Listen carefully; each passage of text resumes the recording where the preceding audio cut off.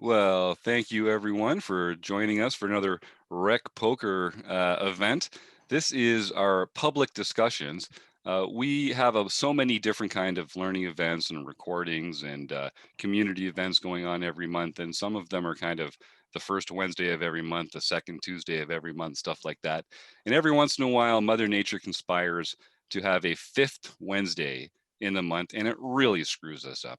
So what we like to do is we take something that would normally be a premium event just for premium members and open it up to the public every fifth Wednesday of the month. So tonight what we're doing is normally we invite the finalists from our recent Tournament of Champions, those that made the final table, to come together here and join our premium members and talk about their play. We review it either through video or through Poker Tracker 4, and we sort of celebrate some good plays. We commiserate some bad beats, and it's a lot of fun. You sort of get to know some of the other players that you're playing with, and we generally just have a fantastic time. So this month, Kim Pet Vet Kilroy was recording her action with Poker Tracker.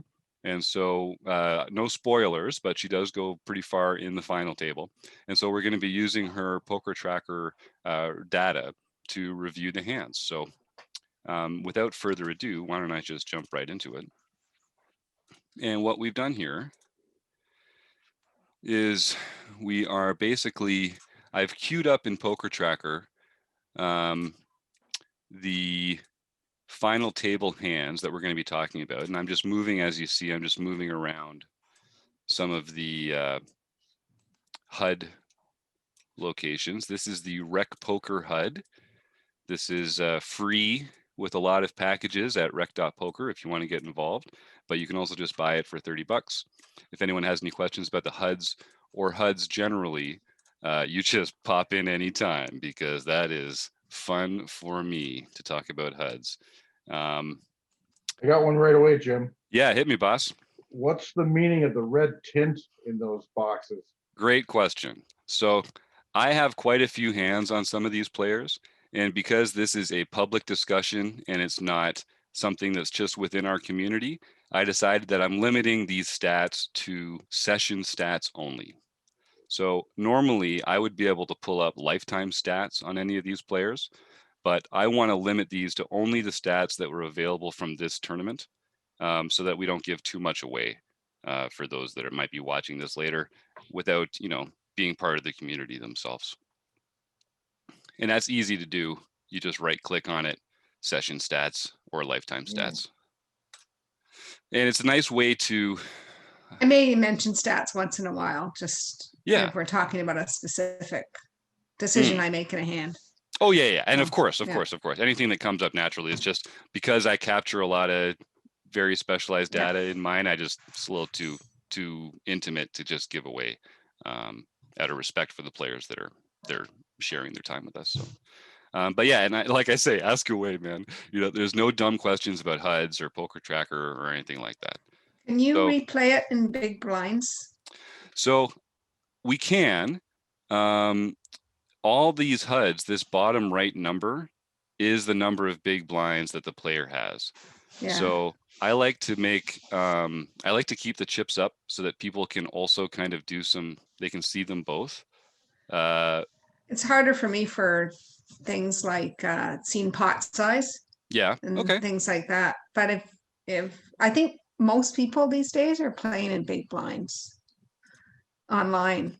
So here, one of the things, we'll just click over here on options. Here's show hero lifetime stats, show chips in big blinds, mask players' names. We're not going to use any of those settings, but we'll show chips in big blinds. That'll make it a little easier for people to visualize pot size and stuff like that. Thanks. And then when you're up here, also navigation, just in case people are checking in. We're just going to be using the control and shift buttons to move through. And it's real simple. I see a note from Flight Risk in the chat. A lot of work goes into making a good HUD. You got that right, brother. But it's not work when you love doing it. So what can I say? It's just time well spent. All right, so here we go. Let's see. The very first hand of the Tournament of Champions. And I guess if people don't know, this tournament is the only people that are in this tournament are ones that have already won RecPoker tournament. So they won the RecPoker tournament, either a mixed game, a nightly, several ways to do it. They get one of these fancy bronze pins there. But the Tournament of Champions, where only winners enter and only one leaves, and they leave with this silver pin right here, which everyone's extremely excited about.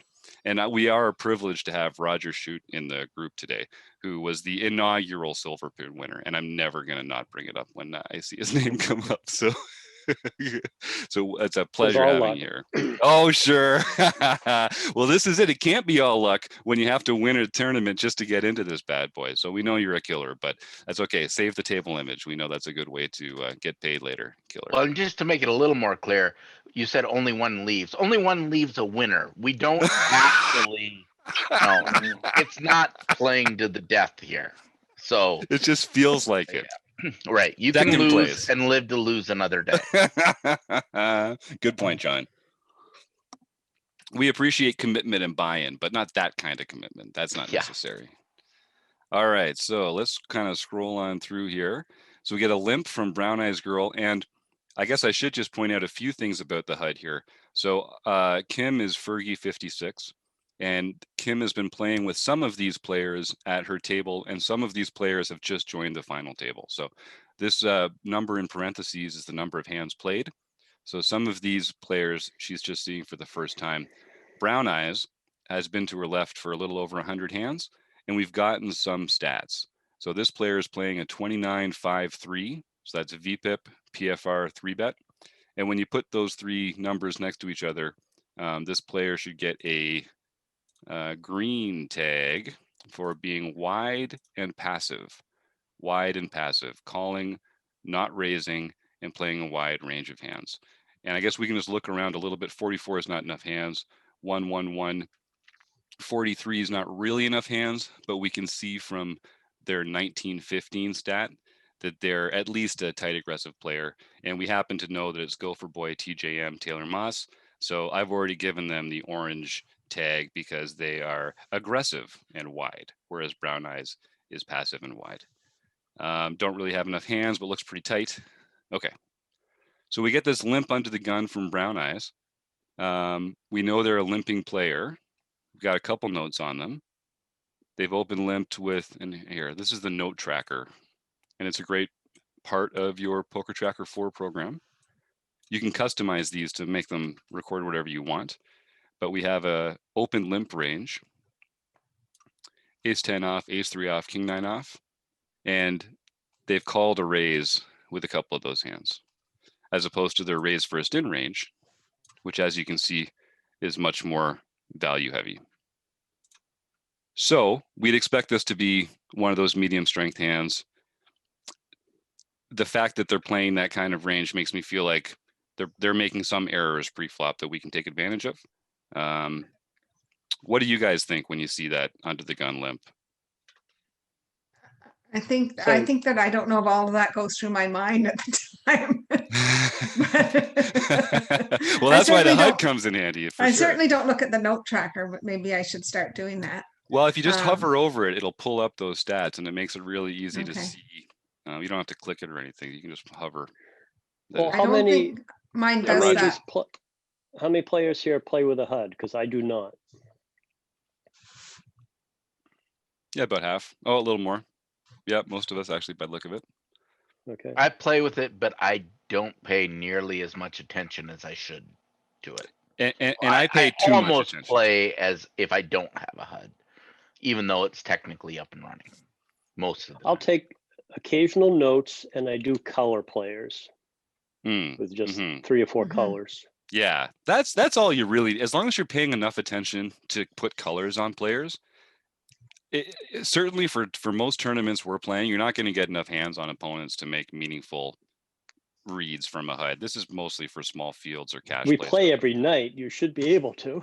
Well, yes, actually in the home game you really can, to be honest with you. And you know, good strategic. Like I'm a little too nerdy with the HUD. I think I put too much emphasis on it. But I do think it's something that you can. It can be a pretty sophisticated tool. Whether it's in real time or in the lab later when I'm trying to take you apart in the, in my study time. But I do recommend a HUD for online players. It's not like you can't win without one. You can definitely win without a HUD. It's not like some magical tool, but it's better. It gives you better it gives you better information, I think, than just paying attention. It's good, Roger, if you're playing the same people over and over. It's not as good if you're jumping into a tournament that's got 1,000 players and most of them you've never seen before, because you're not going to get much useful information. So for me, I have an average of 1,000 hands on most of the players at RecPoker. So I find it helpful. Good. Okay, thanks. We got a You comment. You can start making inferences from after, I don't know, maybe even as little as 30 hands. You might not be right, it might not be accurate, but you can make some inferences. Oh yeah. If they're limping 40% of the time, after 30 hands, they're a limper. You already know that. If they haven't played a single hand, maybe they're card dead.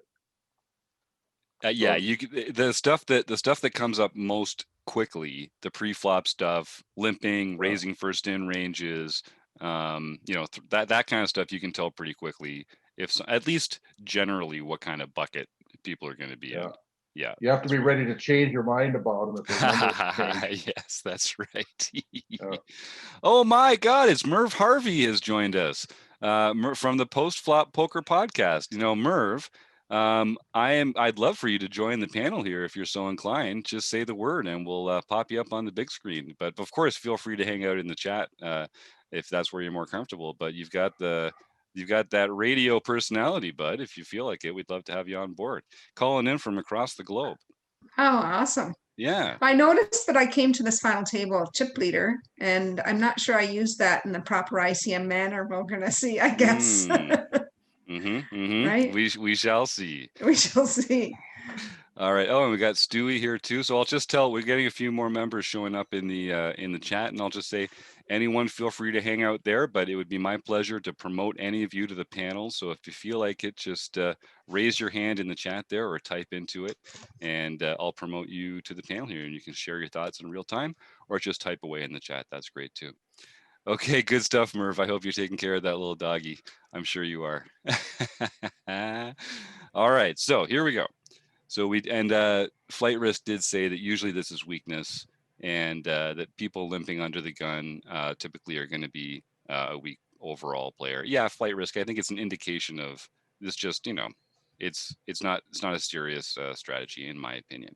So Evil Roy CA does a little isolation raise to 4x, which I think is perfectly standard sizing wise. Gets a bunch of folds and takes it down. All right, so we're averaging about 15 minutes a hand. We should be through this in a couple years. No problem. Looking forward to the next one. Here we go. Now, this one's a little more exciting. 3x open from GraphX, which is a pretty big open given that they're coming off a 15 big blind chip stack. And we get a call from Taylor, which is really weird. So I'm not sure what that says about these players. Fergie elects to call as well. Fergie, did you think about, I guess GraphX's chip stack makes that not a good 3-bet, eh? Because no, I think he's not folding if I squeeze. And then you're giving go for Taylor boy, could be trapping. Yeah, I think that's right. That's right. And plus, you have 1,000 hands on me, so you know to call me probably. That's right. I didn't want to give all the information away, but yes, we have Roger is GraphX 16. I have 1,000 hands on you. You're correct. And if anyone else wants to, I'm not sure if anyone else here is one of these players, but I won't out you if you are. Just jump in and pipe in if you do. Roger, did you mean to just min raise? I know if I would have been in that spot with 15 big blinds and I had done a raise like that, not min raise, but I would have meant to shove with that stack, but I often make a mistake and don't notice, oh, my stack was shoving size. And I would say it was a mistake. It was a playable hand. I'm scrolling through the text file of the saved hand. Ah, that's cool. It's not not necessarily a hand I would have go to war with pre-flop. And I think that the three big blinds from that 15 big blind stack is a little large. Okay. I think that, you know, if you just have sort of a playable hand, you can try limping in. But I mean, when you're, or possibly a min raise. But the problem is you've got so few chips. If you're planning on folding, if somebody shoves on you or comes over the top, then it's probably not worth playing to begin with. It's probably better to play it as an all-in to try and, you know, take it down pre-flop. Okay. Yeah, or see all 5 cards. I like to use stack size as the determining factor for what's going to be my open raise size. So when I get down to 20, you know, a little lower than that, I'm probably not doing any 3x opens anymore. I'm probably just opening to 2x because it sort of gets me in the same positions with the ranges I want to get in. And then if people do shove, it's just fewer chips that I have to waste when it doesn't come my way. But pretty nitpicky stuff. Get a decent. No, bring it on. Bring it on. All right, Roger, we're going to bring it. I know RecPoker members are so great because they want to learn from their mistakes. We've got that learner's mindset, and we're not just proud idiots who think we're right all the time. God, there's enough of those in the poker world, isn't there? All right. So this one goes check, check, and we get a check from Taylor. Pretty good flop for Fergie, and Kim makes the lead here, which I really like given the weakness that we've seen in everybody else. Pretty good turn. Fantastic. Beautiful. Yeah. And I think that's something we don't do enough. We don't lead turn enough in these spots. And in particular, in a place like this where the other players have kind of capped their range by not betting at that king.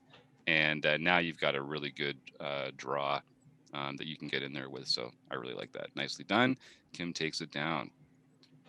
Next hand. Yeah, so Kim's using a smaller sizing there, 2.2x, which I think she'll be doing with her entire range. Get a call from my buddy ARW in the big blind.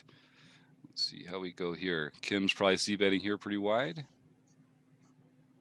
which ARW knows, so they're continuing. Kim checks behind now that she's got second pair showdown value and faces an over bet from Wolfman. What were you thinking, Kim, at this point? You went c-bet I think and it's check. Yeah. So I'm thinking here it's either a missed flush draw or it's a hand that's beating my one pair of kings. It could be 2 pair. It could be like a 7-6, 7-8. Yeah. Could have hit 2 pair on the river.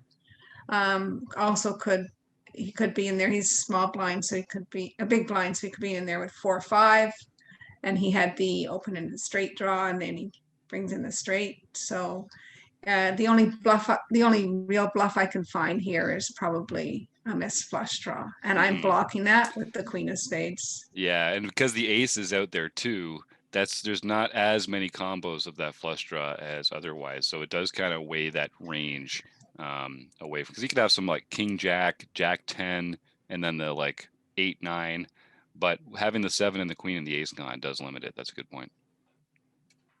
Make the fold. I think that's probably, and this is the other thing. We shouldn't be thinking, oh, if he was bluffing that time, I should have called. We should just. Now, this wasn't all in. It was a jam. Oh yeah, it was a jam, and it's a small overbet too. Yeah. I think we should just be thinking, if they're bluffing enough to make it a profitable call all the time, then that's when you call. But if it's just that they could be bluffing, usually they're not bluffing enough for it to be a problem. You should just confidently fold one pair hand. I would call here with ace queen. I would probably call here with any ace down to ace 10, and lose to a straight and lose to 2 pair. But I'm not going to call with the king because he also could have in the ace there as well. Yeah, ARW here, Wolfman, is definitely calling your open with a bunch of aces there. So it's not like it's his whole range, but he definitely gets there as played with a bunch of aces, no doubt. That's probably good fold. We'll see. Maybe we can ask ARW. All right, 2x coming off a small stack and a pretty tight player, and a super tiny 3-bet from RecPoker. Steve, the big dog himself, is in here. So I don't know. He's a. I like that sizing from that stack size. Yeah, I really like the it sizing. too. You're leveraging LPT's entire stack there too. Nice disciplined fold there, Fergie. You're not You're not getting ahead. Then we get the call from Steve, or the call from LPT. And they are going to have about a half pot bet back. So this is probably going to go bet call. Oh, all right. Well played, Steve. Oh, and now we've got, so I've got it set so that we always know showdown. We always know no shown, show known hole cards. So any hand that goes to showdown, we're going to see their hands from the very beginning of the. Can you move your PT4 off of Oh yeah, of course. Roger's there? Yep, Yeah, there we go. And I'll that's good. do Thanks. this too, and I'll just do these as well so they're not in the way. Is that better? All right. Perfect. So we have a 2x open from Wolfman, or 2.5 open from Wolfman. Phil folds, and oh, all right, here we go. Moment of truth, Roger. Feeling, yes, beautiful. That's what we want to see. Loving it so far. There we go. Nice double up. Nice double up. That's exactly how that's supposed to go. Beautiful. But that wasn't enough. You said, no, I want to get my chips in again. Here we go. Okay, so get the call from the small blind. All right, get the call from the big blind. Yeah, that's all. This all makes sense. Check. Not a great board for you, Fergie, but what do you think? Do you check I have behind there? three to a straight and 3 to a flush. I wouldn't be surprised if I bet here. Yeah. Do you check behind? That's okay with the stack sizes. You don't need to. Yeah, you do have a big chip lead here, so it would be typical for you to be leaning on people a bit. Yeah, I think with the back doors I have there, I think that's a bet. Right, and you can always give up small size. Yeah. Yep. And getting that queen to showdown, but no. So check all the way through. Okay, disciplined group there. And we get Roger picks up another pot. That's a nice way. He's saying passive in a nice way. He says disciplined. Disciplined. Very disciplined. Okay. And we got the open shove from Wolfman there, which is probably they should be doing that with most of their range that continues at all. Should be continuing through a shove. So I got a question about that hand where you had the two back doors. Yeah. At what effective stack size what's the minimum of your effective stack size that you would consider that? Because in a lot of effective stack size, the back door doesn't really work for us because the money's getting in on the turn if it's getting in. Well, I'm probably gonna fold if anybody raises. It's just a good hand to continuation bet when I'm I'm blocking a lot of their draws. Okay. So I think it can easily go. I think I'm just trying to take it down with a C bet, and I think it's a good candidate to C bet. If I get called, I can turn equity. Yeah. Right. I can turn a good card for my range of 10 and club, and then I can barrel again. So. Yeah, and a lot of these backdoors, and I know you know this, Keith. A lot of these backdoors are, you're not going to proceed with them if you don't pick up equity. So it's a nice way to kind of bulk up that C-bet percentage a bit without kind of committing to all these extra barrels later, which you can still always pull the trigger on. But yeah, I like that. Okay, so yes, we get that shove from Wolfman coming around. So here's an interesting, oh yeah, he's just shoving essentially because LPT is so tight. So Taylor is doing that with an extremely wide range of hands, gets the fold. RecPoker Steve gets a walk. Boring. Okay, 2x from Taylor. Fergie defends. Stack sizes. You don't like those as 3 bets, do you, Kim? You don't like those king rag blocker 3 bets. Not versus a 25 big, not versus that stack size either. Yep. But you can get that king to showdown sometimes. And I expect we'll get a C bet from Taylor on the paired board. We do. And a call. Oh yeah. So Taylor's going to be, I don't know. Now that he's picked up the flush draw, he's definitely going to continue here.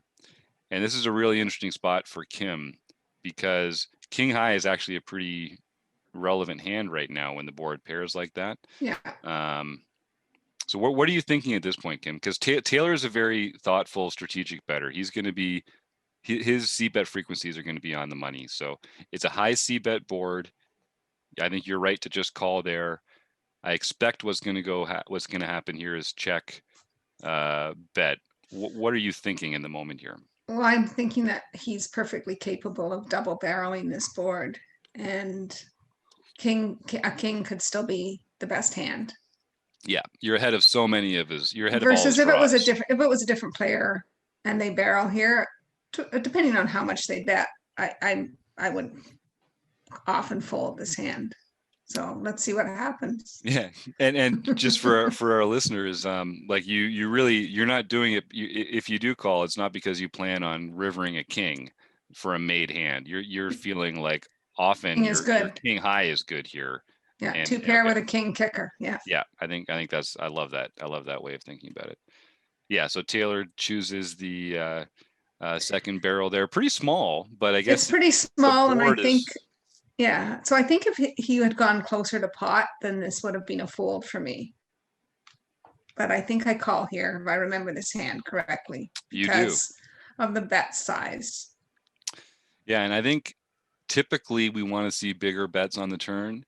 In this particular case, I think he's thinking that most of your range kind of has to fold, whether it's a half pot bet or a 2/3 bet, given the board run out, whether that's true or not. So I imagine that's what he's thinking. And when you call, I don't know what he's putting you on here.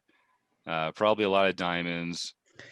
I could also say I could have pocket sixes instead of king six. I could have like a pair in between the aces and threes.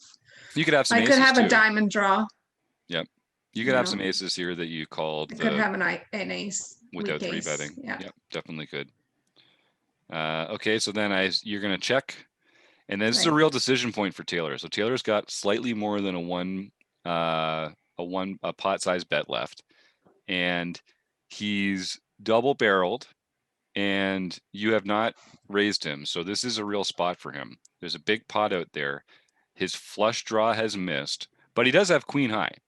So it's not like a trivial decision for him. I wonder if he's thinking, can I get Kim to fold like pocket fours through pocket eights or something like that? You know, if he goes for it here, because there is some fold equity here. They check behind. Okay, and then your king takes it with the 2 pair to the king, the kicker.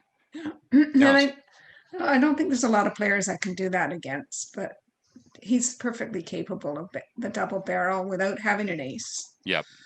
There. So. Yep. And I think so I thought, yeah, your call and down it's on the sizing. I think the sizing on the turn is what allowed me to call there, and the fact that now there's two draws in there. Yeah. That he can barrel with. So. Very savvy call, Kim. I like that call on the turn. You can't do it against everybody. And I think, and obviously, if he shoves the river, I'm folding. I think, yeah, that's a real test there. Yeah, I don't know. I Taylor, if you're watching this, and we got to call. Yeah, Merv says if he shoves, it's probably. I mean, Kim says she makes the fold. I probably make the fold. Yeah. Probably. I mean, have a lot of chips, and it is Taylor. So. Do you think he sized it in order to set up his stack size versus the pot size? That's a good point. Like he wanted to jam in order to set up a bluff? No, I think he would have made it closer to half pot or just or 2/3 pot if he was going to do that. Yeah, because he did leave himself. Part of the problem is, I think he didn't necessarily take into account that he was playing Kim, who would catch up on it. Because against most players, Kim would have, or they would have folded the hand that Kim's has. So I think it would have worked against the field much better than it worked against Kim. And he, you know, his queen high is beating a lot of those hands. Well, that's not really true. The hands that continue this far, more of them are probably beating queen high than your opening range there. So there, yeah, it's a value heavier part of the range he's trying to get to fold there. If he had have shoved, I don't know, because that was such a blank on the river. The river was such a blank. The 2 of clubs. I'd have to go to see how I was feeling in game, but I knew I was pretty much calling down in game. I knew I had a chance that my king was good there. And I'll just tell you, if you want to exploit me, like the better a player I think you are, the more likely I am to call in this spot, because I think you're just more capable of making that bluff to try and get me off. So, so don't bluff me, is I guess is what I'm saying. So, is that why you never call me down? John's always got it. John's got the line for everything. I love that. I see Evil Roy has joined the chat here. Evil Roy, I'm glad you're here. Feel free to just hang out in the chat. But if you or any of our panel, anyone else in the group there would like to come join our panel, just raise your hand or say hi, let me in the chat or something like that, and I'll promote you, because Evil Roy is not only one of the players at the final table, but he's also one of our proud Canuckians. We've got a few Canadians lurking in the shadows here at RecPoker. So let me know, Evil Roy, if you want to join us. Still waiting to hear that anthem. Yeah, we got a little tease. We got a little tease of the Reckies, but you're right. I don't think that we're not letting them off the hook that easy. So Killer Kim, in not too much longer, we're going to be accused of being a Canadian-centric podcast. Well, I know we're shipping out our merch in the next little while, and I've seen the order list, and there are a lot of pins being shipped north of the border. That's all I'm saying. I think Evil Roy might be responsible for a few of those, as a matter of fact. Just saying. Yeah, there you go. Thanks, Stewie. Good chat. All right, here we go. So, next hand. All right, we get another open shove from Wolfman, which is exactly what they should be doing there. Nicely done, ARW. Even Kim's not playing 8-3 offsuit from the button. 74 big blinds. 2.5x, which is probably RecPoker Steve's standard opening at this chip stack. Gets a call from Minted. Good board for a C-bet, pretty good board for a C-bet, and gets the fold. All right, sometimes poker is just an easy game, folks. Something tells me we're going to get the open shove and the call. There you go. Got to be loving life when you're Roger Shoot and they shove into you. Oh, don't tell me no. Okay. Oh, got a little sweat there. Little sweat. Got a little sweat. Well, good game. Good game, Doesn't Phil. it always happen that way, though? Just has to, right? Yeah. All right, good game, MN Ted. You can't win them all. That's Phil, who's made a big impact on the poker community already. Here we get that wonderful shove. That's my only move, by the way. Adam's got my only move down, the open shove.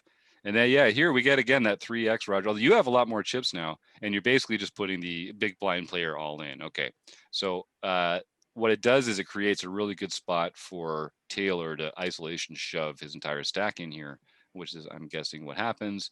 And then we get the call. Yep. And yeah. And to see how there, Roger, if you had only opened to 2.2 or something like that, you would have saved almost a whole blind. Yeah. When you fold. No, actually, I should have called because I had ace-10 suited. Oh, no. Hindsight is 2020. Yeah, doesn't that burn? Doesn't that burn, Roger, when they flip them over and you're like, oh, but then God, look at right the spot. He flops two pair. Oh, but then the turn. Oh, roller coaster. What a roller coaster. Oh, there you go. All right, well, we get the Roger's going, phew, I dodged a bullet on the flop, and then he goes, no, turn. Oh, I love it. All right, well, good game, LPT. You can't win them all. Coming in on the short stack, that does make it tough. So here we get what I expect will be just a 2x open from Taylor. We get a call from RecPoker Steve, and we get a call from Kim, who wants to play that suited ace in a multi-way pot with a big pot. The reason I didn't squeeze, I think the reason I didn't squeeze there is because I'm not really comfortable getting it all in. And when I do squeeze, I have to get it in against Taylor. Right. And I can fold to Steve's shove, but I'm not as, I didn't want to get ace-9 in. Yeah. For 20 big blinds. So. And you don't have the same luxury of the raise planning to fold. But I think if we were deeper, I can squeeze in that me too. spot. Me too. Yeah. And it's a good hand for that, I think, as well. I like those suited aces for that balanced squeeze range. But they're also nice multi-way, and they're also nice when you flop the up and down, the old open-ended straight draw. And no doubt, Taylor does not c-bet that flop. That's a terrible flop. And there, easy game. And I'm kind of game when wishing everyone I had checks. I kind of wish I'd led the turn when I see what everybody had, right? Yeah. So with the equity I have, Mm-hmm. but I think I got hoping that ace high would be good at the end. Could be. Yeah. I mean, it's less likely multi-way, but it's still it's got a lot of hands beat, no doubt. There's that 2x from Taylor. Very disciplined fold there by Fergie. And we get the call from Brown Eyes, who has a decent chip stack here. So good c-bet, easy fold. All right. 2.5 from Steve and picks it up. Here's an open for sure. Yep, 2x, we get a call. So yeah, so Brown Eyes is definitely a calling player. They like to call whether it's in position or not. I would be c-betting this one. Yep, nice and small. Ooh, now that's weird. Because these passive players, they do tend to fold a lot post flop when they don't have it. But what do you think? Goes for a big one here. Yeah, good. Nice. Versus a passive player, I think. Sizing's key. We can get them off ace high here. Yep. With a double barrel. Yep. So. Yep. And then if they call that bet, do you just ever proceed on non-king rivers? No, probably not. Yeah, I don't think so either. Yeah, no, I don't think so. Well, 2x, and we're going to get the shove from Wolfman, and we are getting it in here. Pretty big. Ooh, oh my God. Wow. That's just how it goes sometimes. That's just poker, folks. Sorry, Taylor, still in it, but Wolfman gets a big double up at a key moment. Here's Roger with that 3x again, which I expect is going to get some. Oh, all right. So here we get a shove from Evil Roy. And Evil Roy, we only have 22 hands on this player, but we don't have any reason to think that they're getting out of line. So this is likely a value shove. And I have 1,000. You have 1,000, yeah. and I'll tell our group, if anyone's joining us a little later, I've got all these HUD stats set to just for this session. So we don't actually have a lifetime of stats on all these players available to us here, just because it's a public discussion and we don't want to give everyone's secrets away. But based on what we've seen in this tournament so far, anyway, we don't have any reason to think that Evil Roy is getting out of line. So gets the fold and the fold. I think that's right. It's just another one of those spots there, Roger, where as the stacks get smaller, those guys are more likely to be shoving on you too. So right, and you can bring that raise size down to 2. Yeah, at that. And here, so now ARW Wolfman is at the point where they've gotten enough chips that they don't have to keep shoving all the time. Now they can start open raising instead, and they've got a sizing of their own that they like at 2.22. And it gets fold, so why not use it? Amen. Here we get Gopher Boy with the open shove. Fergie is just feeling like she's getting the right odds here. Is there a cutoff at this point, Fergie, with 4 big blinds being shoved into you? No, I hope I call, because I don't think there's any cards I should be folding. Yeah, 4 big blinds is a pretty. Yeah, our friend Fareed Jotin would say that the cost of confrontation is very low. So you're going to have pretty good odds with most hands that have 2 cards in them. And still ahead. Oh, there we go. Taylor claims another small pot victim and is still in this bad boy. So we get a small raise from Wolfman, who's actually changed their open raise sizing. It was 2.22 before, and now it's 2.09. Even though they have more chips than they did before. So I'm guessing that this is to do with the stack of the big blind player, or maybe because there's someone that they think is more likely to shove.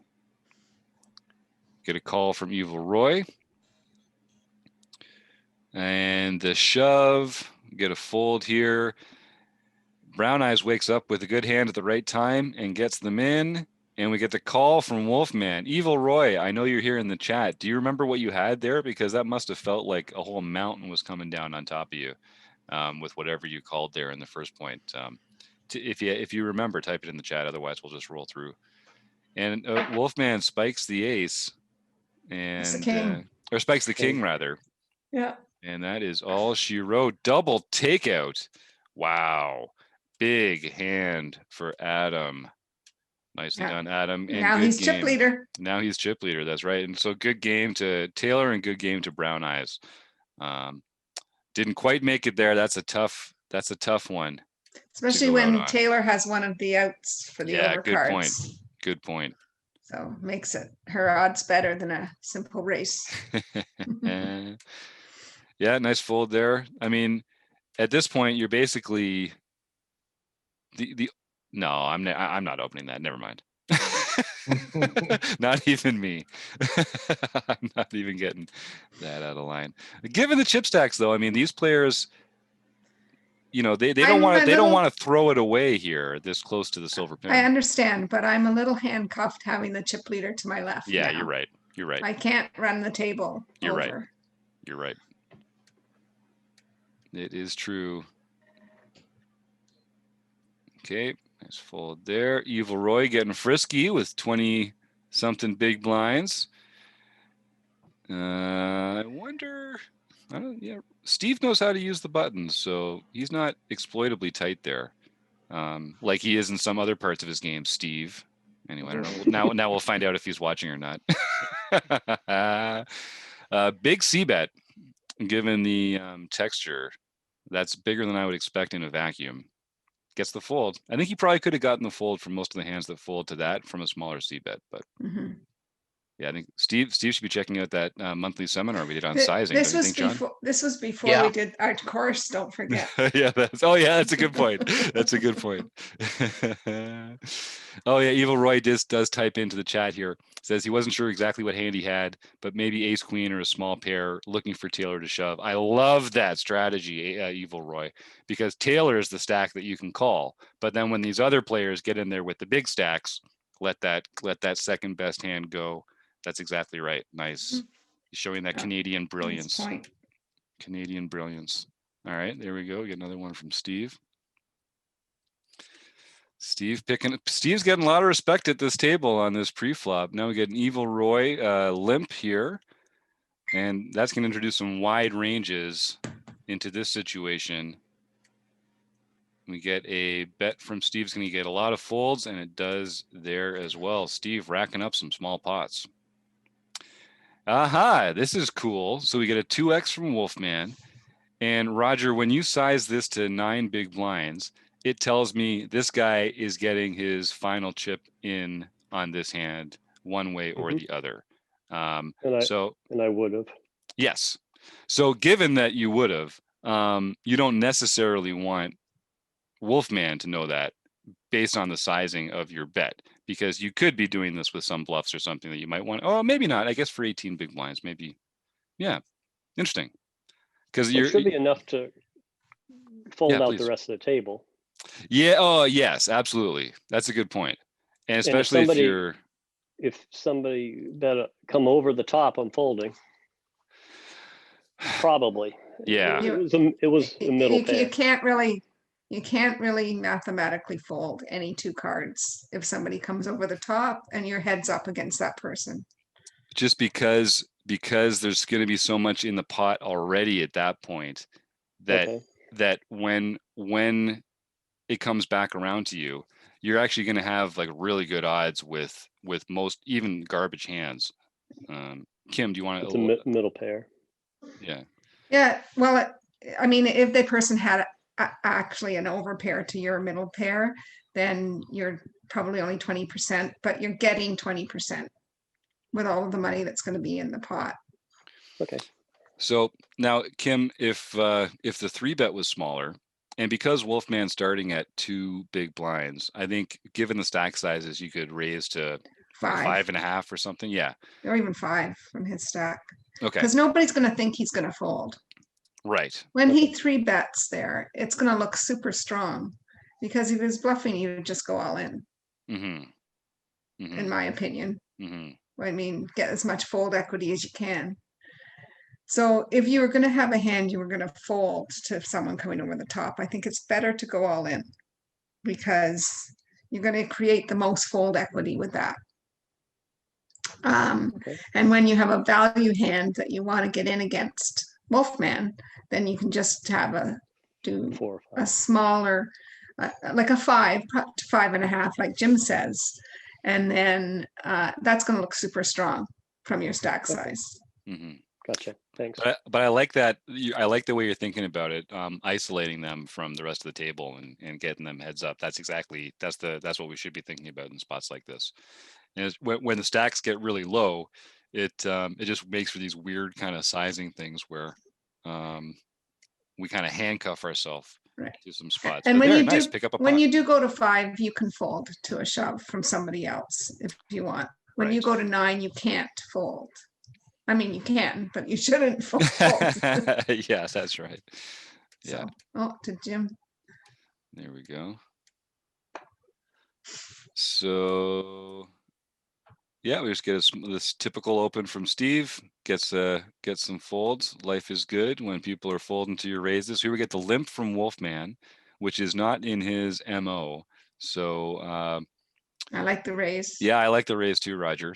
I like the sizing too. I think that's just exactly the right way to handle that. No, great, good, perfect. So you put him to a real decision with that sizing. That's exactly what we should be doing. And you still get to play in position. Beautiful. Yep. Beautiful. Evil Roy gets the walk.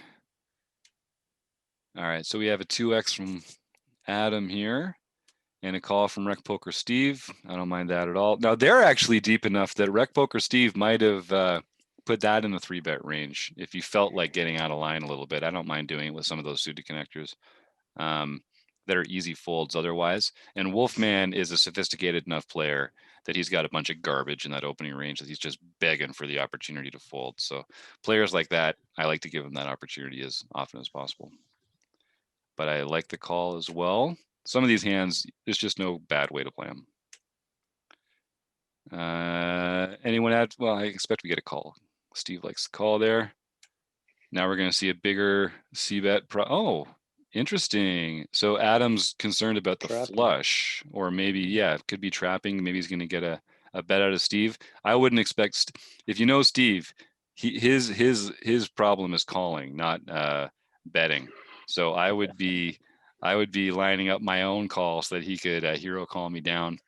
I don't know if Adam's worried about the flush here, but in my experience, when you turn top pair here, this plays better as a bet, and you're going to find out about it if they have a flush.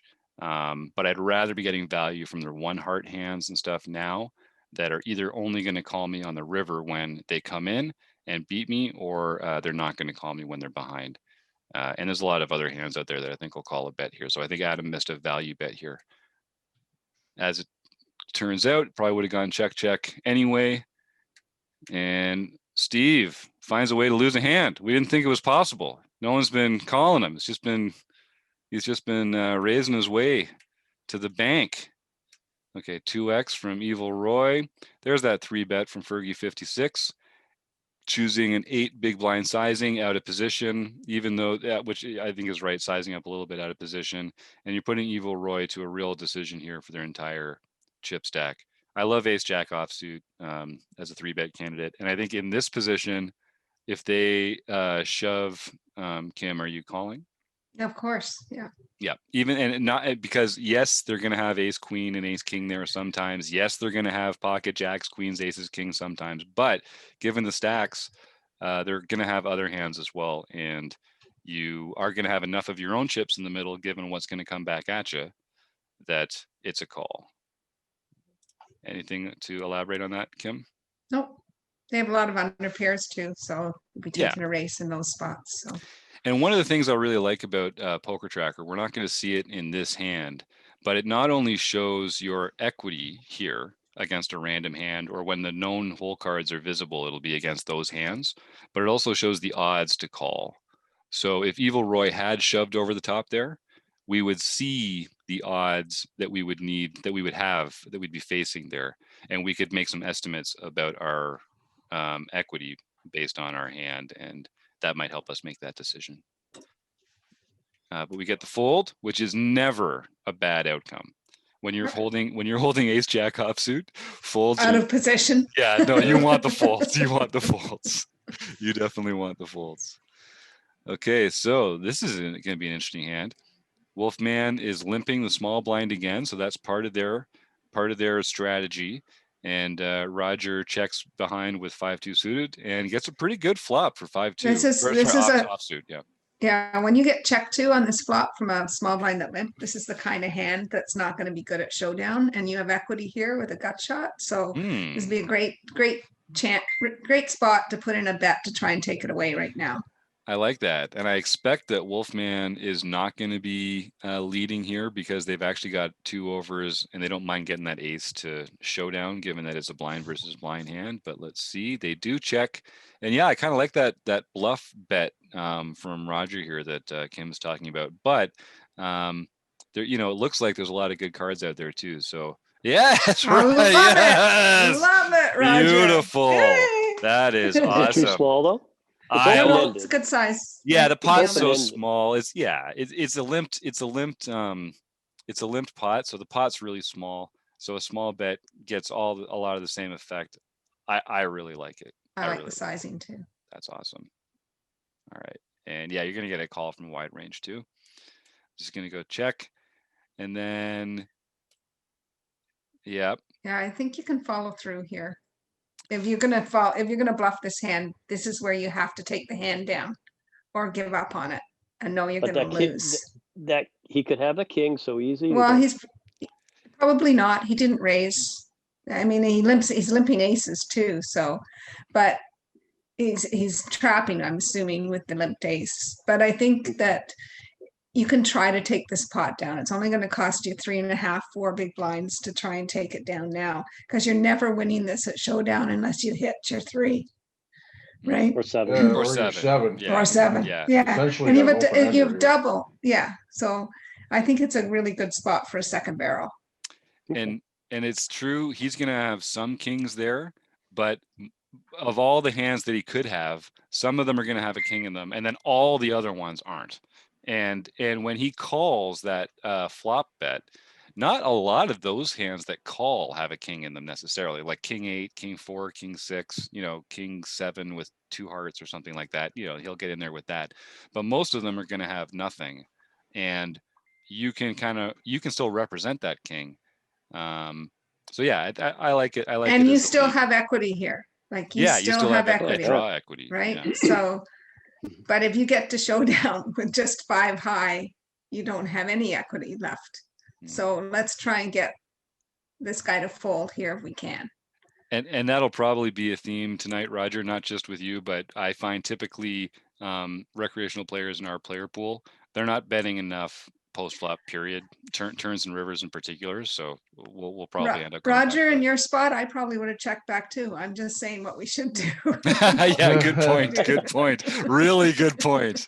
Really good point. It's definitely not always the same. And yeah, so and that your flop bluff didn't work. You don't feel like he's folding. Check back, win another hand. Well, when he did. Let's go back for a second. Yeah, because you're thinking you can rep the 4 there. When he doesn't, yes, when you bet the flop, so you have something on the flop. When he's checked to you 3 times now, and the flop pairs the lowest card, and you didn't bet the turn, this is a great card to represent, to rep, with the same sort of a bet that you would have made on the turn. This specific card, when he checks to you again. He's never doing this if he has a king in his hand. So he's betting the king. So he's, probably got something like exactly what he has, ace high. Or maybe he has a 6, but you can probably get him off that with another bet here. Yeah. Yeah, it's amazing. Yeah, I think we don't quite appreciate how valuable it is. Spots. I don't use these spots enough, but I'm trying to work them in by doing these hand history reviews and seeing these spots. live when you can see what the player has and realize that Mhm. you've missed a spot opportunity, you know? Yeah. Yep. And you got to look for them, right? Because they're not natural. It's not real obvious, intuitive spots all the time. It's not like you can always have 2 overs and a flush draw. And it's mainly when another player has shown weakness, and he's Good shown point. weakness the entire hand by checking to you. Yeah. Yeah, when you got position and then that king came out, you can represent that. And it's very, very tough for him to stay in it. Mm-hmm. Mm-hmm. And anytime you got these low cards that have no showdown value, the only thing you should be thinking about is, can I move him off this hand?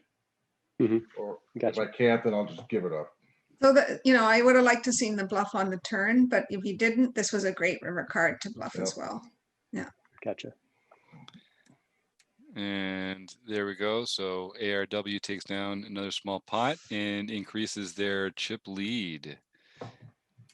And that's the other thing. There's no real ICM in these moments on this table. We should be playing them as though there is, because it's just that's part of the practice we get from these.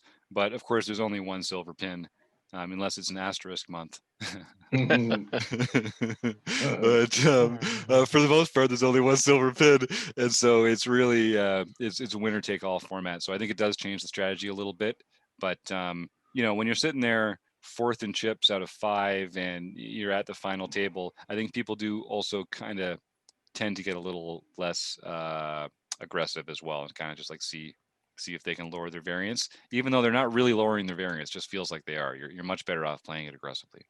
Right. So in these games, Roger, these are the games that I'm going to try to bring in those kind of moves into my game, because I'm not comfortable making them. It's not something that comes natural for me until I do the hand history and see, oh, I should have done that there. So these games are the perfect opportunity to try them out. Those kinds of bluffing when the situation is right and you know your hand is not going to win at showdown. Like, so I'm trying to bring some into my game. So and these are a good practice opportunity to do it. These games are the perfect spot. Hey Jim, are there extra player of the year points or anything in these TOC as opposed to the regular daily games? There are no. In fact, I think are there any extra? No. In fact, I don't think they even count as the player of the year points. I think they just count as victories for the pin race. So the player of the year ones are just those first Wednesday of the month, those monthly tournaments. The other ones are just getting you here into the Tournament of Champions. Okay. The Thunderdome. All right. And here we get an open fold by Steve. Evil Roy makes a shove, which is really the best play there with 21 big blinds. Okay. 2.5. Roger found the 2.5 open size. What were you thinking there, Roger? Or was it just time to go to bed? Yeah. I like that though. That's the chip stacks are getting down. Make that open raise size a little smaller. That's fantastic. Ouch.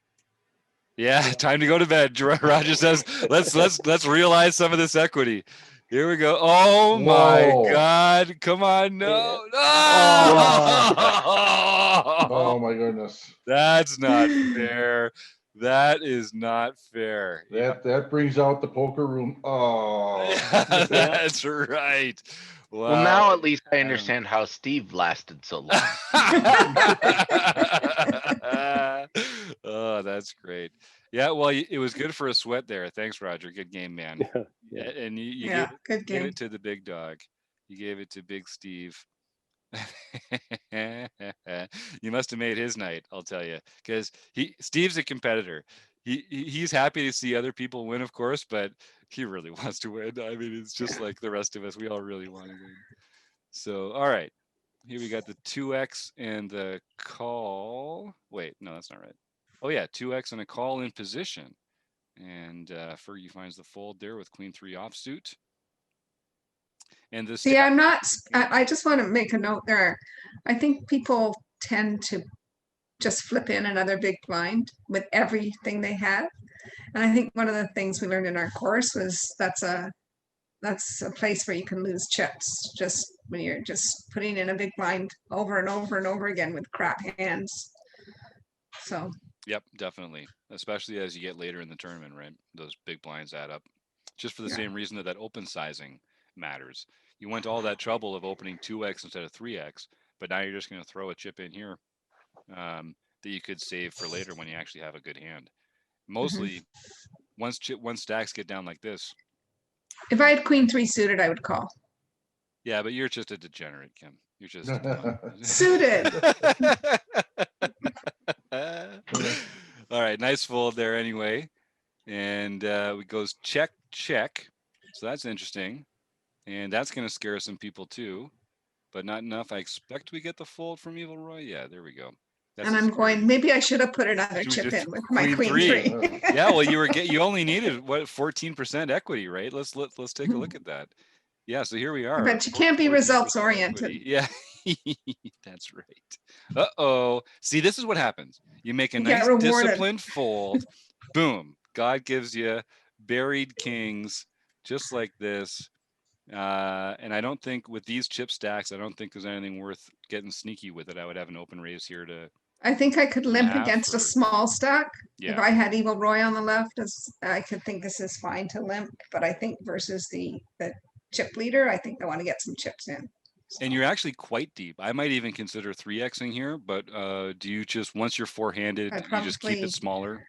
Well, usually I go bigger on this from the small blind. Yeah, me too. Raise. So I'm gonna go say it's anything. Sometimes I go to anywhere between 2.5 and 3.5. Yeah. There you go, 2.5. All right.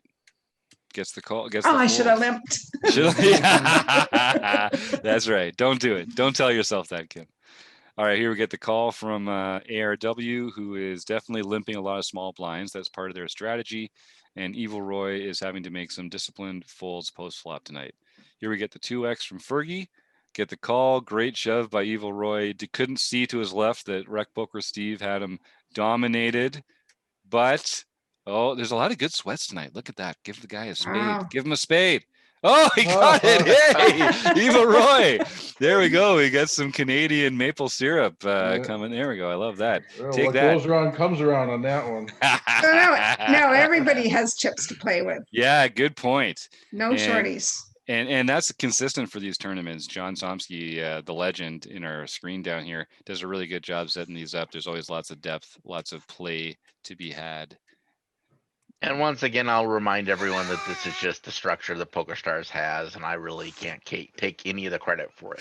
He's just being modest, folks. He hand writes every line of code that goes into these home games. It's remarkable. He doesn't sleep. All right, here we go. Nothing wrong with a couple of walks. Yeah, so we're four-handed here, and when you get down to four-handed, the absolute value of your hand strength really goes out the window. So this is basically a mandatory open here from Kim. Even though she's under the gun, she's also in the cutoff. So I would like to see this raise at 2.2 from these stacked ups. So I think it's too small. I think so too.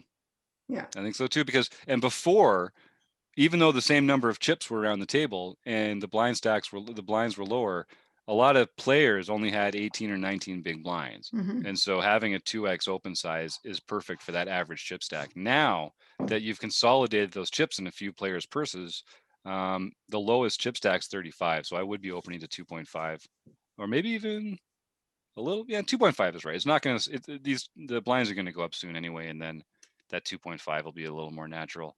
Too bad about that flop, Kim. I guess you can't win them all, huh? What are you going to do? I like the C-bet sizing, nice and small. You're trying to get attracted. You're trying to get called by a wide range of hands. And it's not just my hand. I'm going to do that with ace high there as well. Oh, yeah. I'm going to make the same size bet. So. And on a paired flop, you generally want to downsize also, right? Yeah. Their continuing range is going to be narrower already, so you don't need to get that bigger size involved. I expect we'll see a larger turn bet here, maybe like 5 big blinds or something. Oh, even bigger. Great. I love it. Exploitably large. Let's see. You know, at this point with now good. I'm targeting flush draws and a 5 or a 7, but. And you can tell Steve feels like you're an aggressive player by his call here. because that's a pretty big turn Oh, bet. you know, and he's just a station. No, he's not. That's not fair. He makes hero calls, but I will defend Steve. Steve is not a station, but he does make hero calls. All right, he's not a station. He's somewhat sticky. There you go. But so he feels like he's like catching you in your bluff here by calling with five with his five there. Yeah. Now, what do you think? Oh, I was going to say, what sizing should I use here? So I was going to say before I saw what I did that I would use a smaller sizing here, trying to get called by a 5. Yeah. Specifically. I wonder. Or even a king. Or even a king. Yeah, but I don't know how he gets here with a king. King of diamonds could get there. Or... Maybe, yeah. Yeah. But yeah, I think that. And so he's probably got like 8s and 9s and 10s are probably also playing in that way, right? Might have re-raised pre-flop with those hands. Oh yeah. That's true. Well, I like it. Gets the call, and Steve puts a big chunk in there, and I think he does fold to bigger sizing there. To be honest with you. Yeah, I think he would too. So I think I have to size small to target. Yep, I like it. Okay, discipline fold. 2.5. I don't know. I'm probably 2xing that. Am I getting out of line with that 2x? What do you guys think? Yeah, I could have opened that. I think it's on the border. Yeah, it can be opened. If you're getting folds from people, yes. If you're getting calls all the time, then maybe not. Good point. All those cusp cases, right? All those cusp hands. You should basically find a way to use like a tie. I don't mind either way. Either way, it's fine. If you could use a random number generator for those kind of hands. Yep, that's very common. If it's under 50, I'm going to fold. If it's over 50, I'm going to open. And here you go. This is the difference being suited makes. One position further back, but now see it's smaller because Steve doesn't have very many chips in the line. So the open raise size has gone down to 2x. I think that's really smart. Really smart. So are you using as a big factor the stack size of the big blind, or some kind of an average of all the usually other players? Both blinds. Both blinds. Yeah. And whoever's to your left too. Like if you're in late position, you can basically just not care about the stack sizes to your right if they're not in the hand anymore. So the players generally, it's like the blinds and the button are the ones you really have to worry about. So this is going to be a C bet, I think. Oh, he has so few chips. What happens if you bet and he raises you, Kim? I have to get it all in. I think so with too. My equity, but I think my C bet should be bigger. I don't know what I do, but I think it should be bigger on this kind of a texture with my specific hand. It is bit bigger than I usually do. Yeah. Yep. About 65%. Yep. And you love folds there, of course, but you're probably doing that. If I get a fold with a queen, if I get a fold from a queen high, I'm happy. Yeah, you're loving life. You are loving life. This is probably just a straight defend. Yep. They're going to c-bet that all day. Yep, good fold. Even when you're ahead there, you're not going to be ahead by the river. Okay. Open shoves. Going to pick up some chips there. Yeah. All right. Easy c-bet. And folks, feel free to jump into the chat there if you want to see something or if you have any comments to add. And anyone here in the panel, don't let me blast past anything that you think is interesting. I'm happy to stop and take a look anytime. So here's Kim employing her small blind open limp or complete strategy. The chip stacks are pretty deep. I think he can go either way with his hand. I don't mind it as a limp. And is this something? A limp call. Should be a limp call if he raises. Yep. Yeah, you're deep enough. You're deep enough with the suited queen there. Is this stack like if you had 100 big blinds here, are you still having a limping range for? Is it because you're four-handed? Is it something about it that makes you? I don't think I'd studied heads up as much when I was playing in this tournament, but now I think I should be limping about 20% of the playable hands that I want to play. at these stack sizes, and it goes up 20 to 30% probably. I should be limping. Not of all hands that I have, but of all the hands I want to play. Right. Of your continuing And that I want range. to VPIP. All the hands I want to VPIP.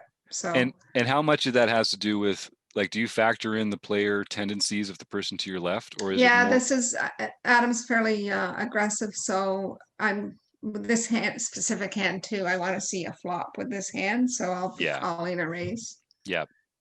And here, and I should say to our viewers, this is, once you get short-handed like this, a HUD can really work against you a little bit, because we're gonna these VPIP is going to appear much higher because they're getting the cards a lot, they're getting the blinds through them a lot more faster. So another reason, if you're looking at data later in Poker Tracker 4, you should filter out so that there's a minimum number of players dealt into the hand, so that if someone's just playing a ton of heads up, it doesn't show them having like a VPIP of 60% when you go to play them full ring. So there's some little filters you can use to make sure you're using good data. On our next tournament, next Poker Tracker study day, you can show us how to do that. Hey, I would love that, Kim.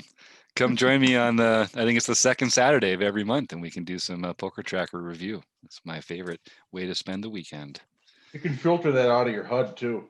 Yeah. There are some real cool ways. I love that. Yeah, Keith, and you've got some cool tricks up your sleeve, I know, when it comes to that kind of stuff too. Filters and reports. All us HUD nerds unite.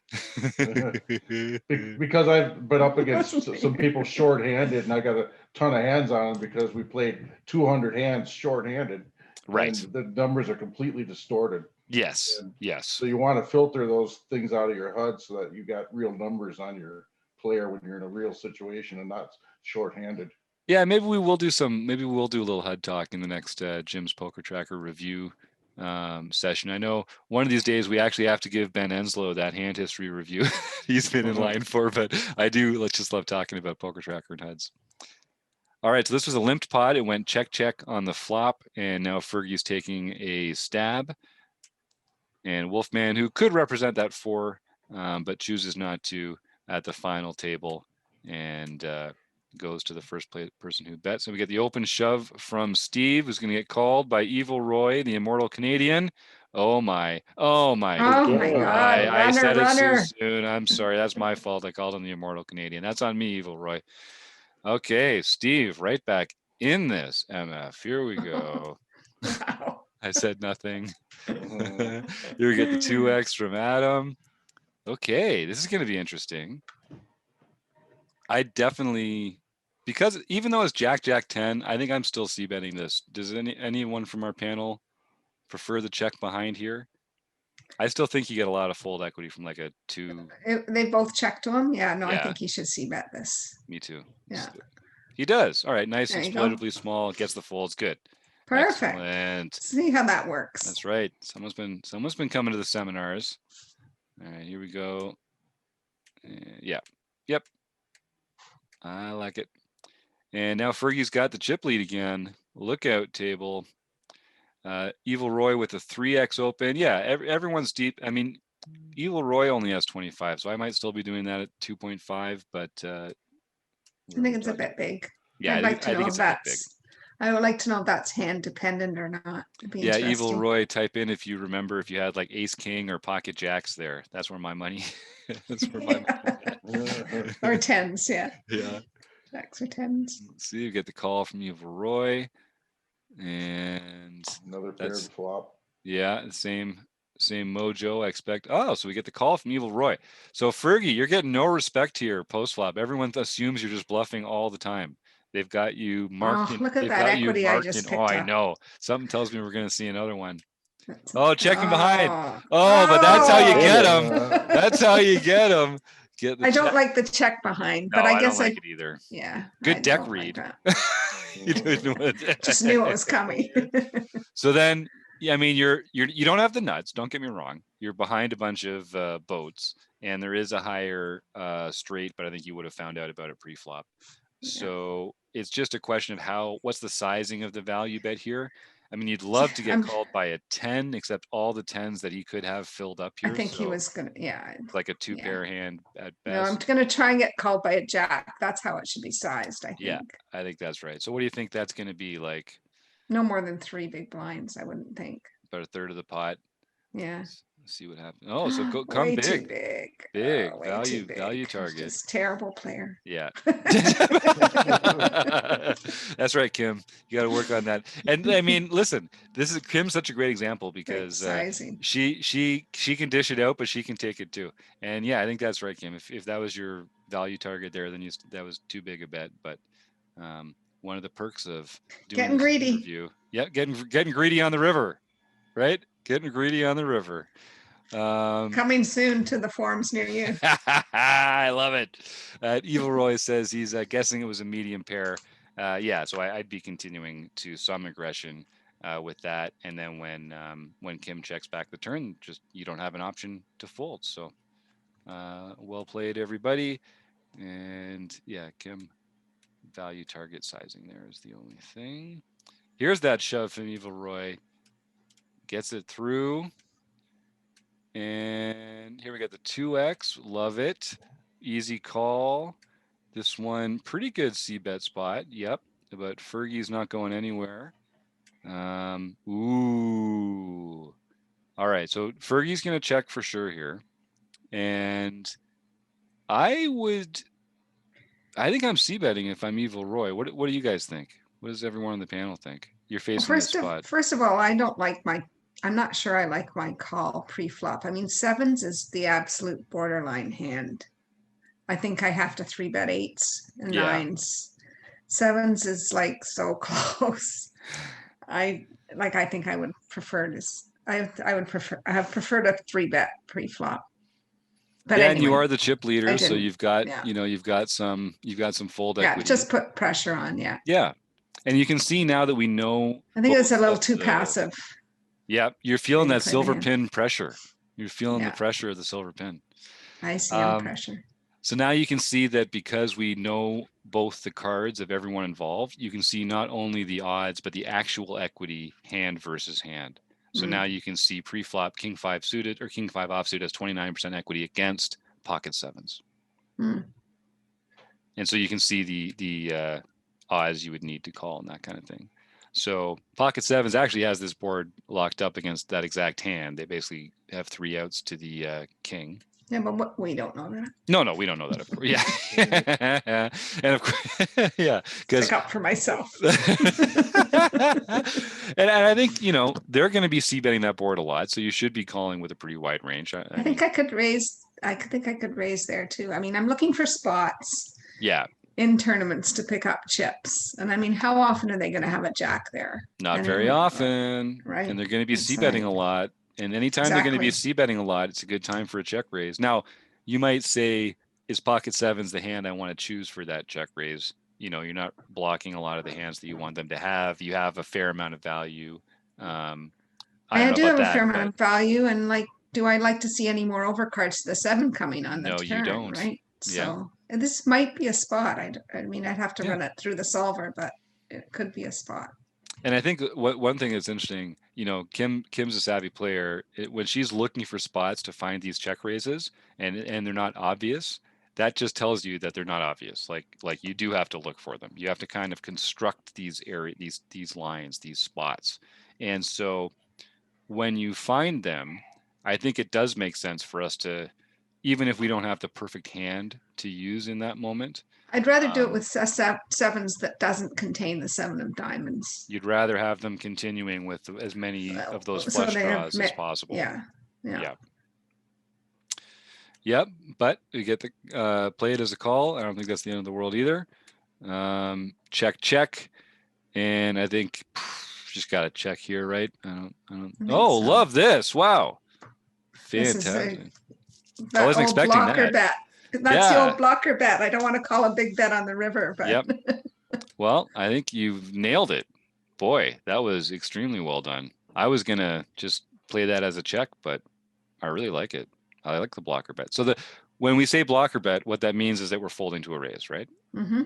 Okay, then I really like it. And I don't want to pay more. Yes. Like I don't want him to bet, 8 big blinds, 7, 8 big blinds on the Right. river, and we have to face a decision to call or not. Yep. Beautiful application of the blocker bet. Fantastic. And pick up some more chips. Oh my. Good strategy gets rewarded. We get the call from Evil Roy. We're gonna get, yeah, typical C bet there. Too bad, Kim. You got the max. Oh my God. What is going on? Card rack. Got the walk that, or got the fulls that time. All right, Steve's got 19 big blinds. I think you can probably play this either way. I know you don't like to use these as 3-bet bluffs. So, oh, well, all right. I guess you're worried about his chip stack there, right? Yeah, and I think to be honest, that he would probably be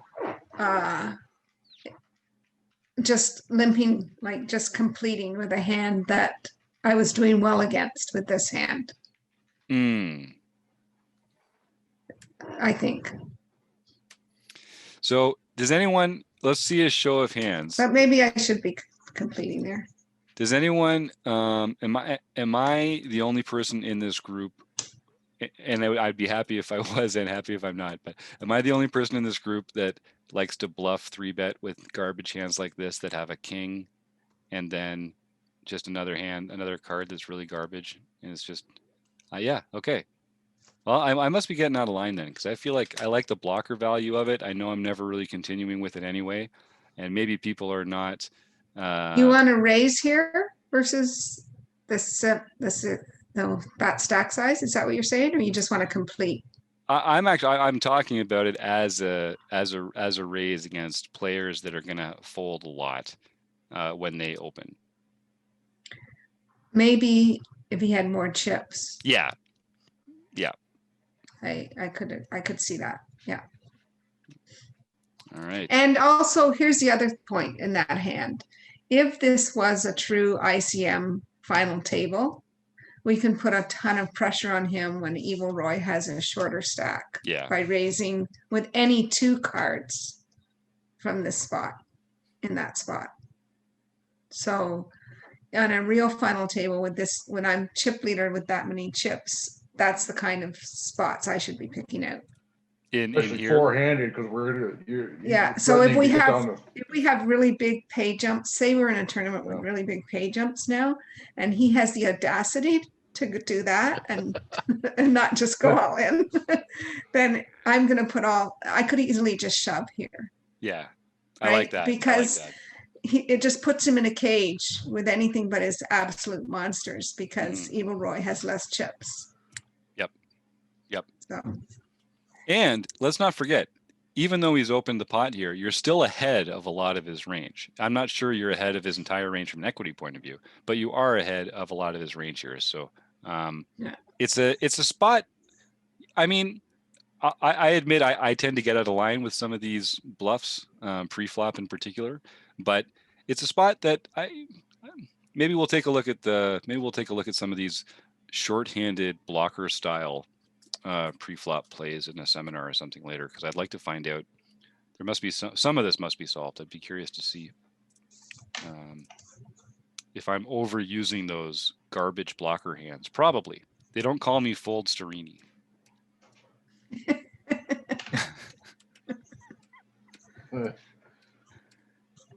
All right, so here we get the 2.5 open call from Evil Roy off a very short chip stack. So I'd expect Evil Roy to be shoving a lot here with 12 big blinds into a 2x open. And when they call, this is actually, yep, I was going to say this is the kind of board that I think actually kind of favors that calling range if they're contorting it in the way that I think they are. And I guess we're going to get a fold from Steve here. Yep, I like that. I like that stop and go. Evil Roy, I don't know if you remember what you had there. This was 2 months ago. I keep asking players, do you remember what you had there? I was like, well, Jim, it was one online tournament 2 months ago. No, I don't remember what I had there. That's perfectly legitimate.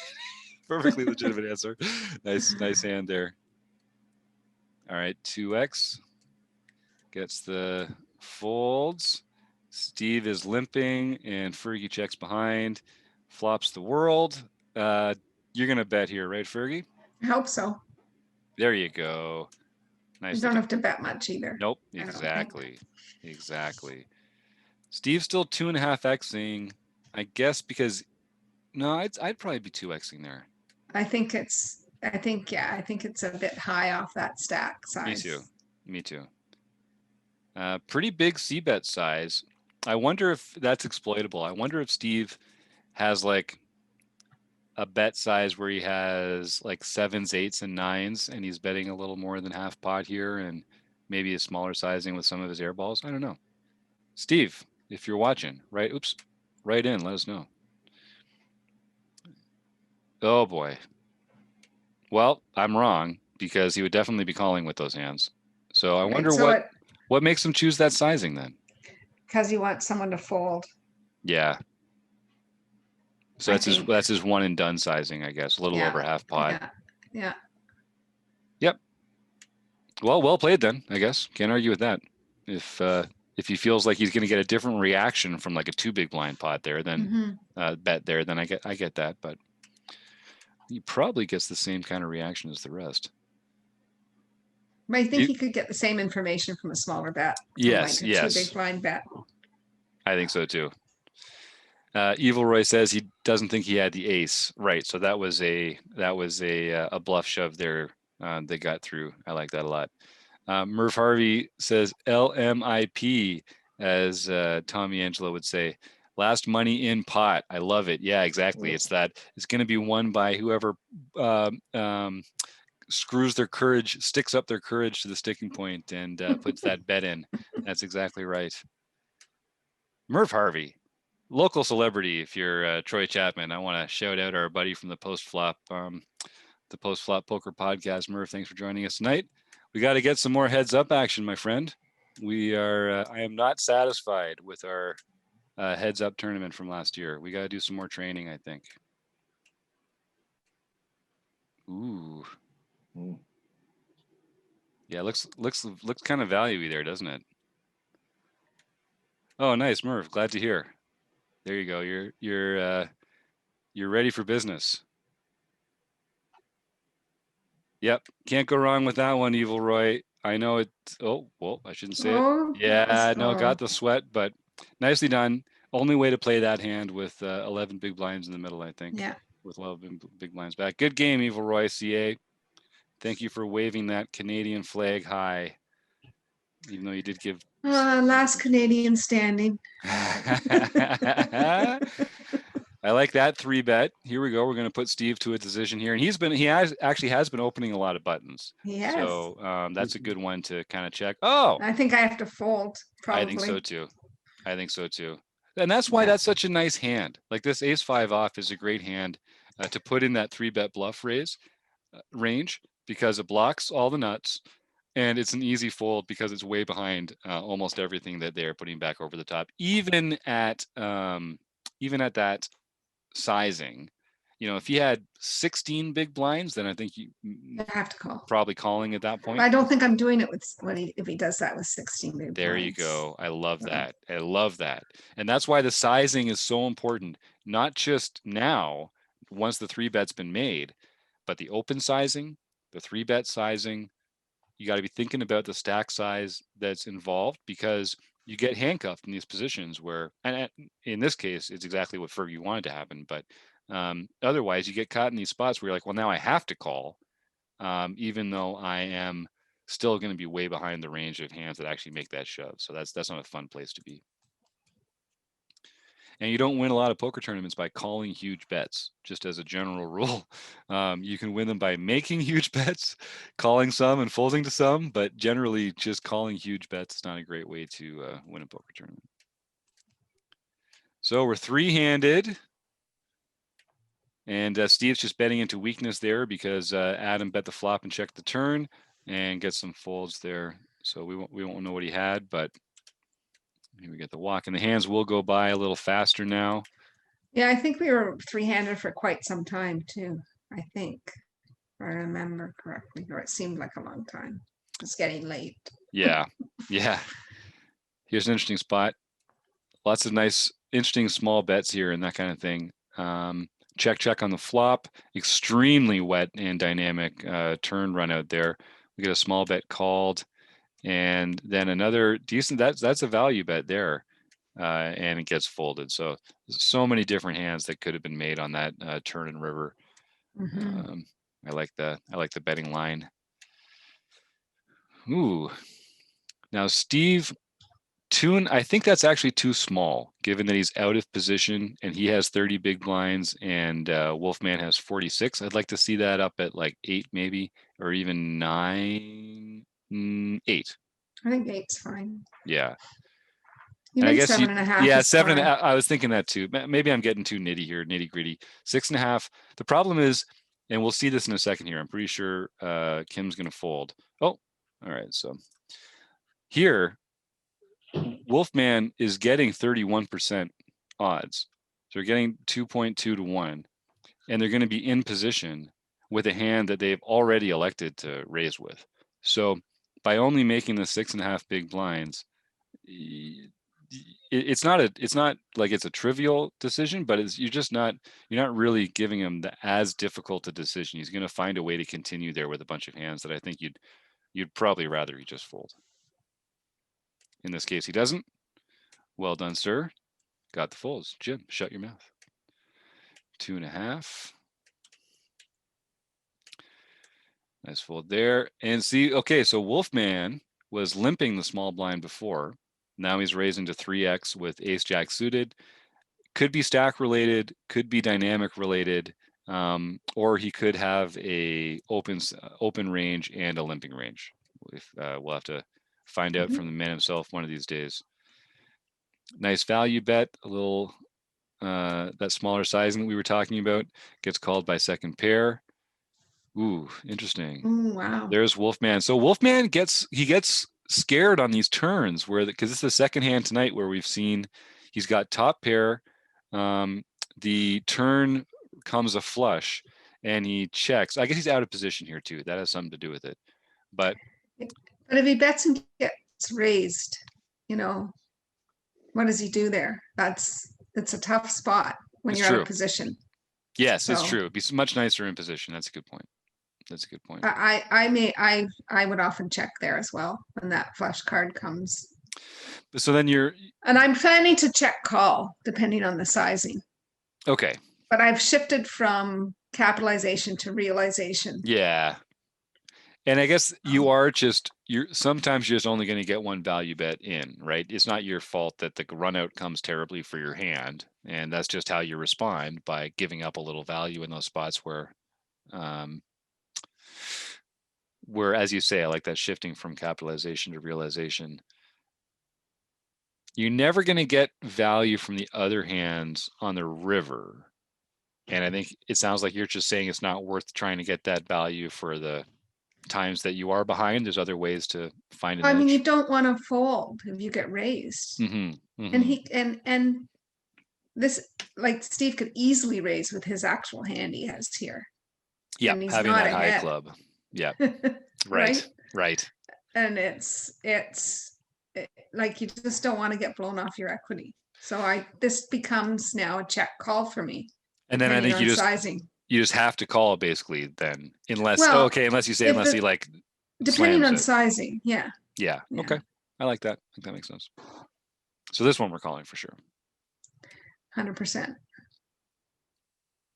And I think and the same thing, I think just check. Comes a check call. Yep. Yeah, I like Steve's check back here as well. Yep. Me too. I think well played, everybody. Well played, everybody. Thinking about a 3-bet here. Kind of a similar spot. I don't like having the 42 big blind stack after me. I like to 3-bet here, and I probably would call a jam as well with ace 5 suited. Let's see. I mean, I like a 3-bet here. Let's see what we do. It's a call. So we go probably because I was feeling stung because last time he just jammed it in on me. Remember. That's funny, eh? We do carry that with us. I think we do bring that game flow. Didn't want to get the hand in the cookie jar. That's right. Okay, so here we go. Get to the flop. Pretty good. Not the end of the world. You got some equity in this one. Check, check, check. I like a lead Thinking here. about a lead here? Yeah, me too. I'd love a lead here. I don't know if I do it, but I'd love. Yes, I love it. Nicely done. And this is another one of those hands where you actually do have some showdown value with your ace.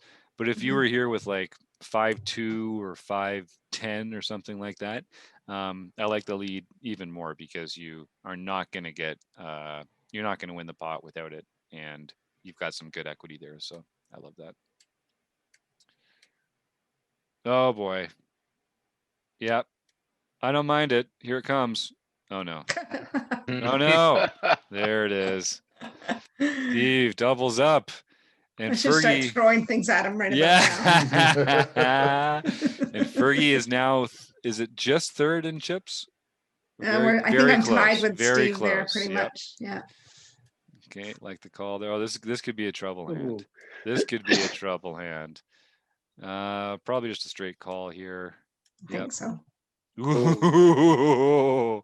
Oh, and the check from Steve.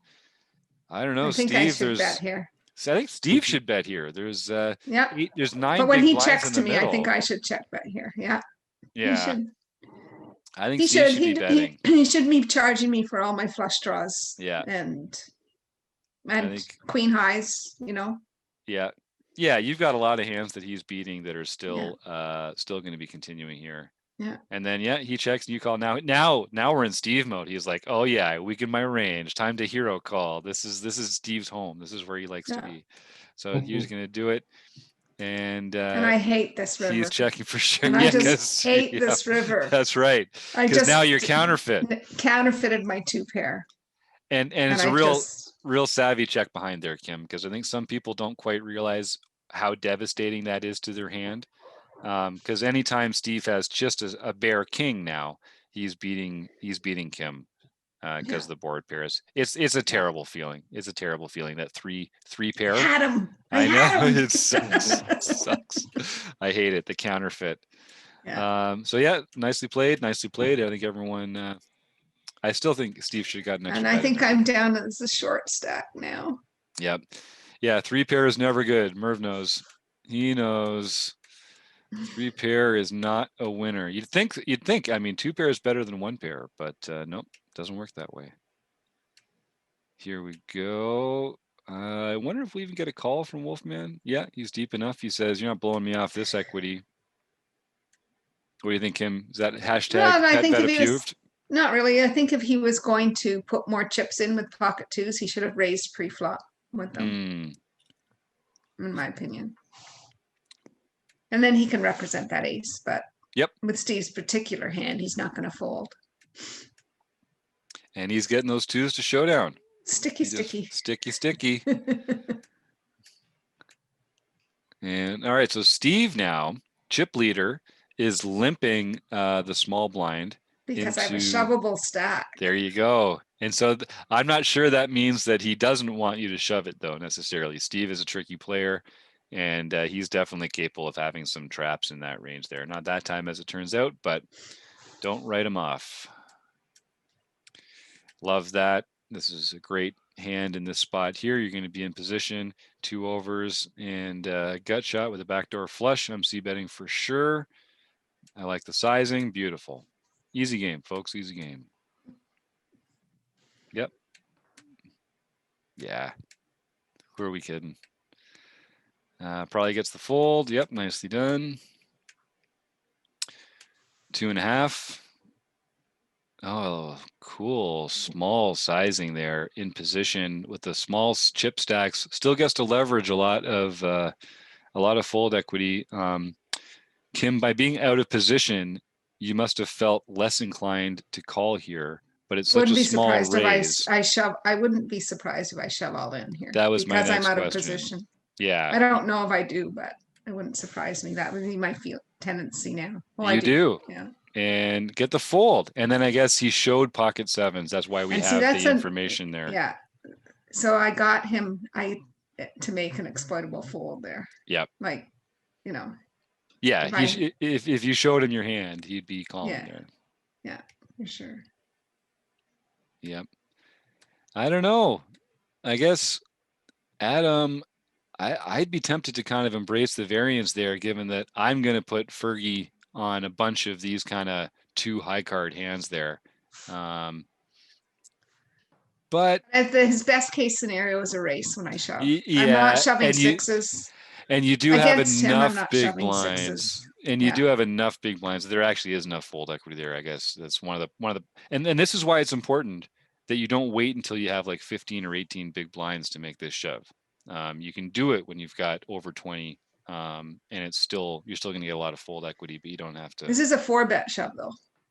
Oh yeah, good point. Good point. Yeah. Good point. Thank you. Lost the track there. Chris Fox Wallace calls that the hammer. What Fergie did there. We built the pot pretty well, and she jammed that between 20 and 30 big blinds, and that's the hammer. Yep. And he handed her the hammer, and she swung it at him. Nice. That's it. I guess Chris Fox Wallace is a curling fan. That's nice to hear. Maybe he's a little closet Canuck as well. We won't tell anybody. Good for you. Nice. All right. Well, I love that. Love that. And now the stacks are a little more equalized again. Yeah, that's right. Now you get to open from in position, and everyone's like, "No, sir, I am taking the fold." All right, is this a 3-bet or a call, Kim? What do you think? Either one. I'm fine with either way. I'm fine either way. Yeah, it's probably true. 3-handed, 34 big blinds. I probably like it as a 3-bet, but I think I just play. But is it 3-bet fold? Like. Are you 3-betting folding? Like I'm not sure against this player because it's an ace-7. It's not like it's an ace-5. It can't make a straight. Yes. It's not as good as an ace-5. We don't really have enough. Yeah, that's right. We don't really have enough info on this player, so I guess I would have to. I'm not really raising for value. Yeah. With an ace-7. Mm-hmm. And out of position, it's not. You don't necessarily want to be having to make a hand. Let's just call and realize our equity. All right, Kim, you convinced me. Let's just call and realize our equity. Here we go. Not bad. Second pair, so we'll call here. Yeah. And it's getting juicier and juicier for Wolfman. If I was Wolfman, I'd want to put another bet out here, right? Because you got nice the open-ended, nothing but. Nice big bet. Little small bet. Gotta go. I would have gone bigger. I'd have gone bigger. And now he has to bluff at it. I think he does, right? But he can get you off a 7 there. Well, except that he didn't bet. Yeah, that small bet. Yeah, that small bet. That could still be the queen. Yeah, I think you're right. Yeah, he's worried I have a jack. Maybe I'm never folding. Mm-hmm. Mm-hmm. But I think he could get me off a 7. Yep.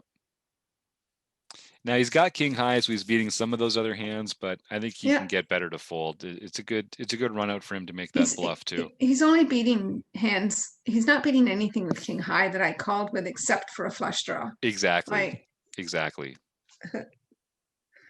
And some of those are going to be aces anyway, so maybe not the way this was played. Well, yeah, you did call. You did call pre-flop, so it could be. Yep. I might have gotten a little more juicy though if I'd had the ace high flush draw. Probably get a little spicy. Probably get a little spicy. So here's the limped pot. This is a pretty good flop for your range. So you lead and get the fold. Beautiful. 2x. This is the kind of board that actually favors the caller in full ring. When we're 3-handed like this, the ranges kind of run together pretty quickly or pretty closely. So I'm not sure board coverage and range advantage matters as much. I'd probably be tempted to c-bet this just because our opponent has so much garbage. I know, but this is a really good check raise spot. Yes. With whatever he has in his hand, if I c-bet, it's just a really good spot on this board. Yep. Because I just hardly, I mean, 3-handed, obviously I can have some 6s and 5s, but it's not in general maybe at a more bigger ring table. It's a really good spot to check raise from the big blind. Yep. And when you do check behind here, Kim, are you ever doing that with 7s, 8s, 9s, 10s? Like, are you basically telling them that you've got 2 overcards that are not paired? when you check behind you, or are you checking behind with some I think I other check hand? behind top set. And Yeah. maybe, because I'm just crushing the board there. I'm never in there with 3-4, so I don't have Right. have 3-4 in the range. And you're probably c-betting. I mean, I might have 3-4 suited in the range because I am, Yeah. I might. Would you check but pocket eights? That's what I'm No. getting at. Yeah, I think I don't think so. I'm with you, Roger. That's the way I'm thinking about it too. But then eights, I'm blocking hands that he has that connect with his board. 7-8, 8-9, 6-8. Yep. Now let's see. So it does go check, check, and we'll find out I'm not right surprised now. I checked. Yeah, it's not your board. It's Steve's board.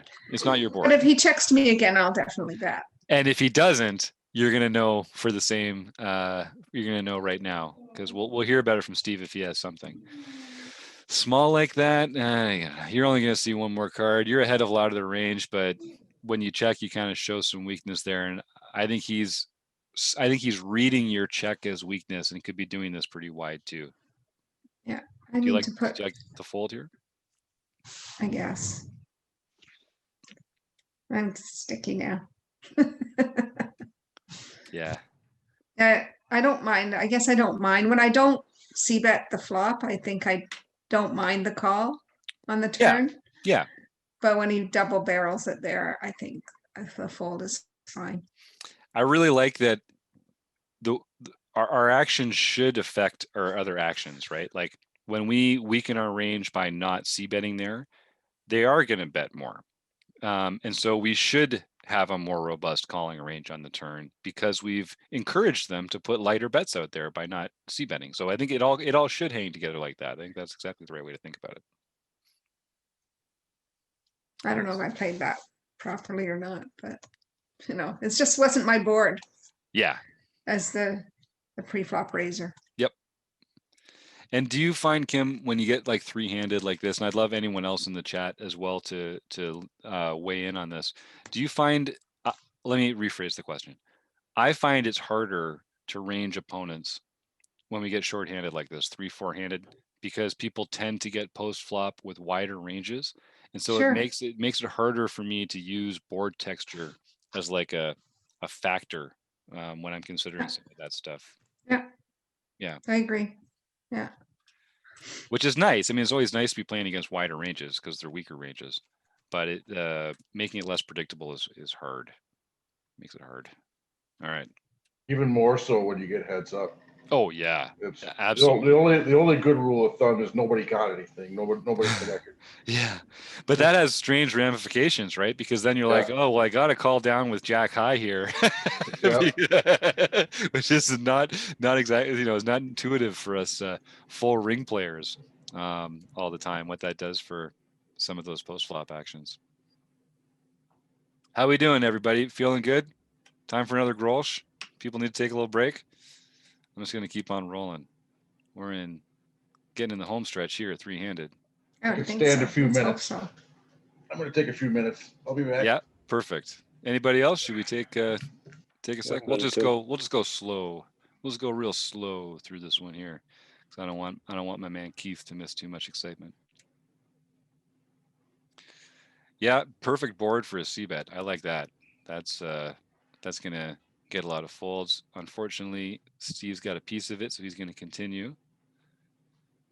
And when they do, I get less inclined to bet here just because of the actual hand, but yeah, I can always put out a bet on the river if I think that I can make a 5-fold. Yep.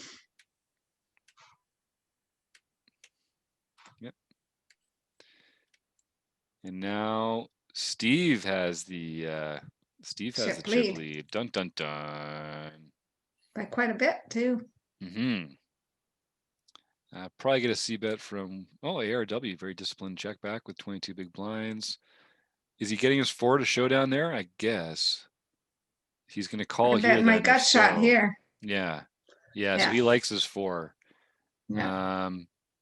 Interesting. I like your lead there, Kim, because when he doesn't bet that, There's a lot of, that's a good card for you.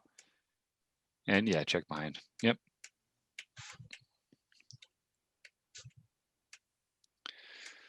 Limp pot. And you guys have gotten a bit of a dynamic now, I guess, as it's gotten short-handed and he's right on your left there. So he raises your limp, and yeah, that's part of having a limping range.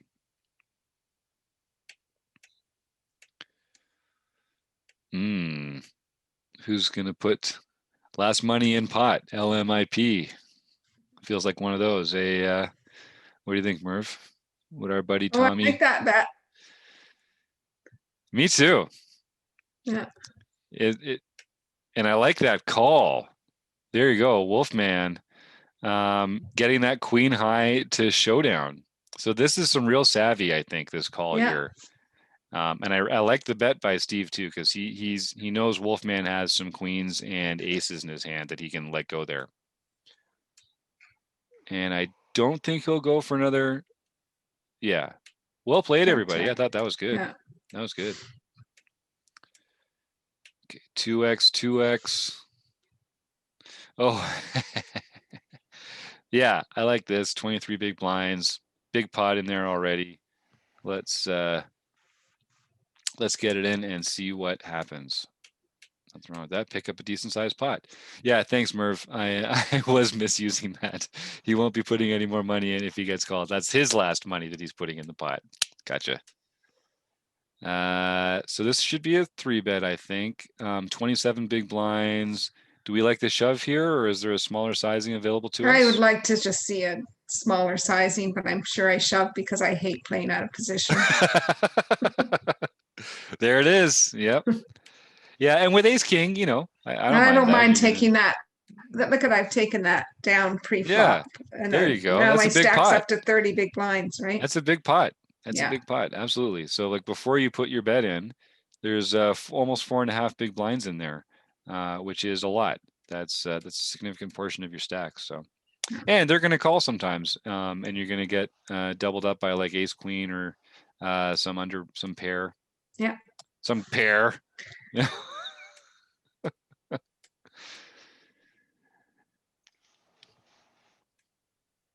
Yeah. Again, I just like using some of these garbage kings for 3-bets, but I don't mind calling suited ones, and maybe you'll get. Maybe I'll bink a king. Yeah, but you almost don't want to bink a king with hands like this, right? Because you're just behind all his. I mean, it's better than not doing it, but. Ooh, I like that. Ooh, I like that. Do you consider leading here? No, I guess no. You're going to get more out of him when he calls. I want him to keep barreling at it. That's right, and he should. It's a real brick turn. And I certainly don't want to get raised off this hand. Yeah. Yeah, I like that. Check, check. Ooh, okay. What about now, though? That's a nice river. Not bad. Not bad.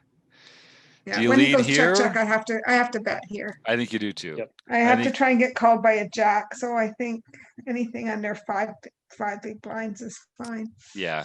Now, if he had checked the turn, would you still bet out? If he hadn't checked the turn? If he bet the turn. Yeah. If he had bet the turn. It depends on what his sizing was. Like if his sizing was like a good king, then I might check. But I think he might check back if he has a good king. So I'd probably want him to bluff. So I probably wouldn't. I'd probably lead trying to get called by a jack or a king. What about you, John? Is there or pocket queens or something like that? Yeah, or is there like a run out or something that you're looking for? No, I think that's one of my leaks is I tend not to take the lead in that spot often enough. I've seen him check back too many times too, right? I think I kind of let the lead stick too much, and I think I lose some value that way. Mm-hmm.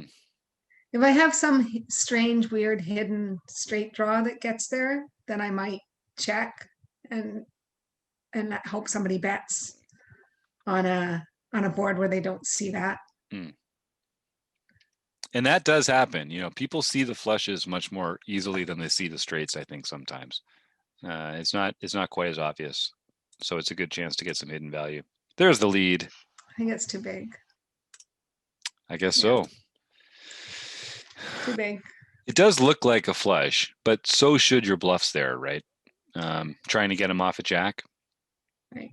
Although, do you have a lot of bluffs there? Probably not that many bluffs there, given. Well, it's a backdoor draw too. Yeah. Backdoor flush draw. So yeah. And you can't have the like I just don't backdoor think if you he have had the any. jack. I don't think he had anything. Yeah. Yeah. To be honest, I think he's probably calling with most of what he had. I don't. Might have been better to check. Let him try and bluff. Yeah. I think you're right, though. He checks back all his value there. Yeah. Yeah. So here's a smooth call from Wolfman with ace jack off. I would probably be 3-betting that, although with 23 big blinds out of position, maybe I'm just shoving it. Honestly, Steve's going to call sometimes with better hands. I'm a third of 3, so even though no one's real close to going out, I still have 23 big blinds. It's the kind of spot where I'm probably getting out of line with a hand like this and just doing what? Shoving, just shoving. Oh, I shove that every single day. Yeah. I think so too. That's how it feels to me. Like deny him all his equity from. And I think people see the hand and they think, oh, but they're going to be continuing with ace queen, ace king, these premium pockets, that they're always going to be continuing with those hands, and that's true. But when you get down to like 23 big blinds like this, I think they're probably also continuing with some hands that you have beat, some hands that you're racing with, and they're folding a lot too. So I like it better as a 3-bet shove here. A smaller sizing, you're just going to put yourself in hell post flop, and it's just not a good hand to call. Well, I don't like it as a call. Other people don't mind this ace jack offsuit, king queen offsuit as a call. I prefer to make it a 3-bet fold when the stacks allow. It's nice having the ace of, well, it's informative having the ace of clubs there. Puts you in a pretty powerful position here for ARW. But Steve's got the queen, so this could have gotten messy there. I think they managed to avoid some bloodshed with that river. Yeah, check. That could have gotten messy. Here's a 3x from Adam from the small blind. Yeah, I like that. I like that with the sizing. Could do like 2.75 or whatever, but whatever. I like the larger sizing from the small blind. Yeah.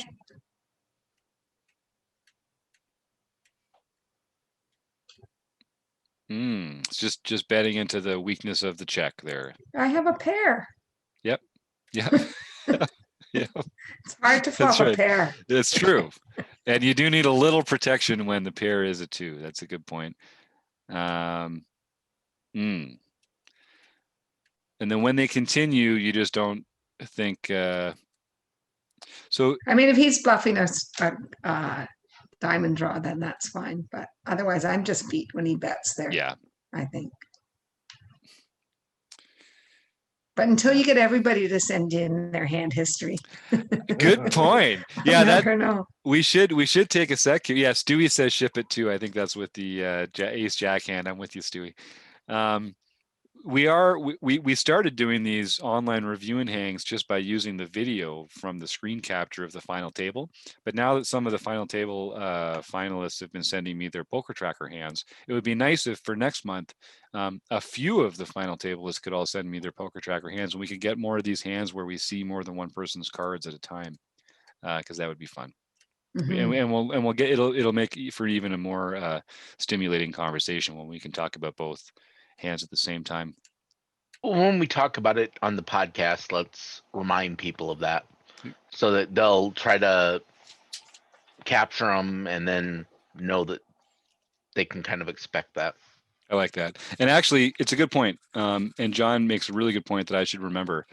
It's actually not even Poker Tracker. You don't even need to have Poker Tracker. If you can just download the pokerstars.net, or no, is that right? If you download the proper PokerStars client, you can download your hand histories to an online folder or to a folder on your desktop. And you can just send me the hand histories. You don't even need to have Poker Tracker. and I can put them into my replayer. I can put them into my database. I can even help you go through them and give you some tips on your play based on the hand histories themselves. You don't even need poker trackers. So if anyone's curious, email Jim at rec.poker or John at rec.poker, and we'll get you all set up with what you need for that. But and it does allow you to see the hand histories in game as well. So you'll be able to go back and look at what someone folded at showdown. So if they mucked their cards when they normally would have had to show in the poker room, or you'll be able to see those cards. And that's so valuable. So valuable. The only downside is you have to actually download the Canadian version of the software. Hey, now I hear you. I hear what's coming. Hold on now. I'm getting in front of that. Speaking of handing someone the hammer, forget it. I'm not setting you up for that one. No way. All right. And John Somsky's got a great post. What did you mean the Canadian software is needed to save the hand? Yeah, dear John, why don't you take this one? So the PokerStars.net software does not, it will not save hand histories at all. But if you download the PokerStars.com software, which happens to be the Canadian, you could be using, I used to run PokerStars.eu, whatever. You get that version of the software, then it will save your hand histories to disk. And then you'll be able to send those to Jim, or you can review them as text files. Although if you're going to go through the work of reviewing them, it's probably worth the investment in Poker Tracker, because that'll just make reviewing them so much easier. Mm-hmm. And I do recommend Poker Tracker to anybody. It's $100 once to buy it. It's the best $100 you'll ever spend in poker. And you can go to rec.poker/resources and you'll find a little link there. And if you are considering buying Poker Tracker, if you buy it through that link, we'll send you a free copy of the RecPoker HUD. And I'll spend some time helping you set it up and everything too, because we love Poker Tracker here. If you do download the Canadian or European version, you have to use a VPN. Yes. Not to play, just to download it. Yeah. Right. And actually, don't try to play for cash. Right. You do not want to play using the VPN. That's against PokerStars terms of service. Yeah. You could also drive up to Canada if they would allow us through the borders and download it there and then drive back. I just got an email that we're going on a whole province-wide lockdown for another month. Yeah, it's not getting any better. Emergency up here, I'm break. Yeah. Well, I'm able to save my hands, and I didn't go through a VPN to get any special software. So they've obviously added it. Oh, great. Roger, you're in Minnesota too, aren't you? I'm in Maine. Oh, you're in Maine. Okay, cool. When did you download the software? Recently? It gets updated on its own when I launched a client. So like once originally. A week. Yeah, but so I had a computer that I downloaded and had it from like 2005, and that software continually got upgraded and always had the hand histories. If you download a new, so it'll maintain that version of the software. It's only when you download it fresh to a new computer or uninstall it and reinstall it that the problem. It's nice. I didn't play much PokerStars back then. It was more full tilt, so it's probably been 10 years. Yeah, I remember that era. there was some good games on full tilt too. If anyone does download the new version of .NET and it allows you to save your hands, let me know, because then I can tell people they can just do it. But I don't believe it does. And Roger, I just downloaded it. I just downloaded the .NET because I had to play in a tournament that wasn't on. I couldn't get to the tournament through .com, so I have both of them on my computer now, so I can look. Wow, cool. I can't open both at once, but I can play hands. I can join a game on the .NET and then go over to .com and open that, and it'll just switch the game over. Wow, cool. We got a bunch of tech savvy wizards over here at RecPoker. So direct all your and from now on, just everyone direct all your technical emails to petvet@rec.poker, and she'll get you all sorted out. She's got a waiver magic wand and solve all your tech problems. Nothing else on my plate right now. All right. And Roger, so you've been downloading the hand histories. You're saving them on your computer, sort of just like in perpetuity as you go? Okay, nice. So even if you don't end up getting Poker Tracker, if you're ever interested, it would. I'm such a nerd. Nothing would make me happier than to, if you want to send me that database, I could just load it up and we could have some fun looking at your play and seeing what it shows or what other players might see if they're using a HUD. That's part of it. It's just nice to know what other players are looking at when they see your stats. Okay, so here we go. Three-handed with a silver pin on the line. Still three-handed. Yep. Do we get through this before morning? Actually, we're making record time. The first time we did this, it took about 4.5 hours to get through the whole final table. And maybe my ring finger is getting a little quicker on the arrow button as I do more of these. But well, to be fair, last time it was the tournament that you played, so you were a little bit more verbose and probably. Maybe. Probably, I think and I was a little bit more critical. Nice. There you go. I think that hand was very well played by everybody. Got some good value there. Nicely done. Steve's the chip leader. Steve's the chip leader. And yeah, I think that's the right sizing. You're really targeting Steve there. From that open to I think I could. Yeah, I was gonna say. I mean, he doesn't have a big stack, but yeah, no, he doesn't really. But I think I can still flick it in. And look at here. The problem is I can't really fold if I hit any part of the. No, you're handcuffing. You're right. handcuffing yourself to having to continue at that point, which against you don't really want size. to do. Yeah, and like the good thing is, well, yeah, poker's hard. It's gonna be some tough spots there. Yeah. Oh, but it's about to get spicy. It's about to get, the sneaky little call out of position by Adam. We're on to you, Adam. Actually, this might slow him down. That ace on the river will probably slow him down. We're going to get at least one call from Adam here. That'll probably get checked behind by Steve now because he feels like he's got some showdown. Oh, okay, good, because I don't think he does have any showdown there. So, but I'm not sure that's getting better to fold. That seems like too small a bet. Any thoughts from the panel there? If I was Steve, I'd either be checking or maybe making a bigger bet because I'm not getting. Yeah, I don't think there's any reason for this bet at all. I agree. Like this 3 big blind bet. Yeah. He's gotten showdown value now. He's not betting 3 for value because you can just check back for value there. Yeah. So if he's trying to get somebody off an ace or a queen, then I think that it needs to be a lot bigger. Yeah, I agree with you, Jim. Yeah, I don't think I like it better as doesn't do anything. Yeah. It's one of those in between. It's like a compromise choice, right? Where he feels like, well, I don't know. I don't want to put words in his mouth. Maybe he's trying to protect against a draw or something like that. Just sizing. I don't mind betting there, but I think the sizing could be bigger. Should be bigger. So too. Yep. If you're going to bet there, I would bet bigger. And then, and then check behind. And I think he just figures like he's losing most of the time there. And so he doesn't want to burn off that chip lead stack. Okay, I like the open here.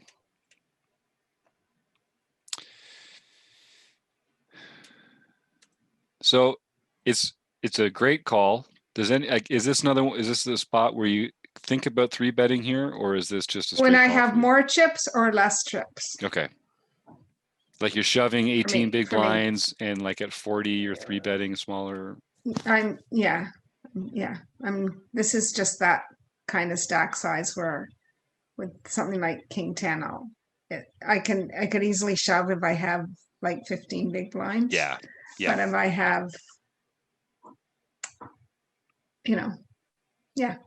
that. One good rule is you don't want to put a quarter of your stack in play if you're not going to put your whole stack in play. Right. So once you get to, if you've got 27 big blinds, if you're 3 betting to 7, that's really that decision point for you where it's like, should I just be shoving this, or do I even get to have a 3 bet range here? And once you get into this like mid 20s, it's almost like if you're not shoving, then you should really just not be 3-betting. And so, yeah, so I think that makes a lot of sense. Note the chip stacks are really getting close here now.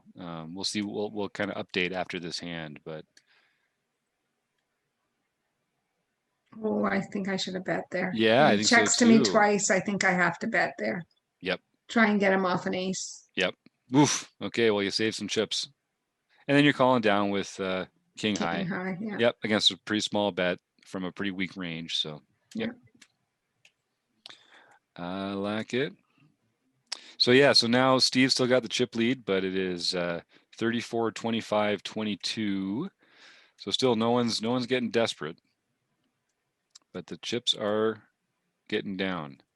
So this is a limp and then a raise to 2.5 by Steve. I think he should go a little bigger there. But not a hanging offense. He's got to be hating life now. But good for you, Steve. Well, actually, I don't know if I should say good for you. I appreciate the courage. That feels like it's his board. Yeah, it's his board. And I think he's going to want to do this with a lot of hands that aren't Jack. So I think that makes sense. Get a call. Who's pulling the trigger here on the turn? Villain's got about a 2.5 size pot stack. I might if I had the jack of spades in my hand. Mm-hmm. I might double barrel this, but I'm not going to double barrel it without it. Steve agrees, checks behind, and then if Wolfman bets here, well, let's just see what happens. Okay, he does. So now is this a small bet too? Yeah, and so what are small. People thinking? Are they thinking I have to call because I'm getting good odds, or are they thinking that's never a bluff? So well, first of all, tell me what his bluffs are. He called the first bet with. Yeah, so let's go back. Let's just go back and rerun the hand here. So it was a limped call. It was a limped pot that got raised and then called. So he limp called again there. So he's doing that with all sorts of Broadway hands, I think, if he had them in his limping range originally. I don't think there's a lot of suited connectors under a 9 unless they're spades. So, right, but he calls this bet, and this is why I would have liked to have seen a double barrel. Would have been nice, but it's a tough card to double barrel on. Yeah, when the spade comes, offsuit jacks. Yeah. And then, so I don't mind Steve's check back, but it allows Adam to bluff the river. Right. But what are his bluffs? Is he bluffing it with, like he's taking showdown? He's probably check calling with a king or an ace. Like what? I think he's got value most of the time for this sizing, I would think. I think so too. Like I'm trying to think of what his bluffs could be. He does have some Broadway. I think he's got some hands with like a 10. Like we're blocking a lot of Queen jacks. 10? Yeah, exactly. Queen 10? Exactly. Some of those Broadway hands, maybe even like, well, no, actually, he doesn't have a lot of like over-under hands there. So, yeah, I think in fact when we like his Queen 10 is, or Queen Jack, Queen 10, the only hands that he could be bluffing there. Yeah, what is he bluffing? Pocket 8s there, and is he limp? Is he pocket 10s? Calling? He's not even limping with those. I don't think he is. I don't think he is. So but they all. Yeah. So when he can't, it feels value-y, doesn't it? Yeah, it does. Yeah. Oh, nice laydown. Nice laydown, Steve. I think the panel agrees. Or at least the panel doesn't object. That I can say for sure. I won't put words in your mouth, RecPoker Nation.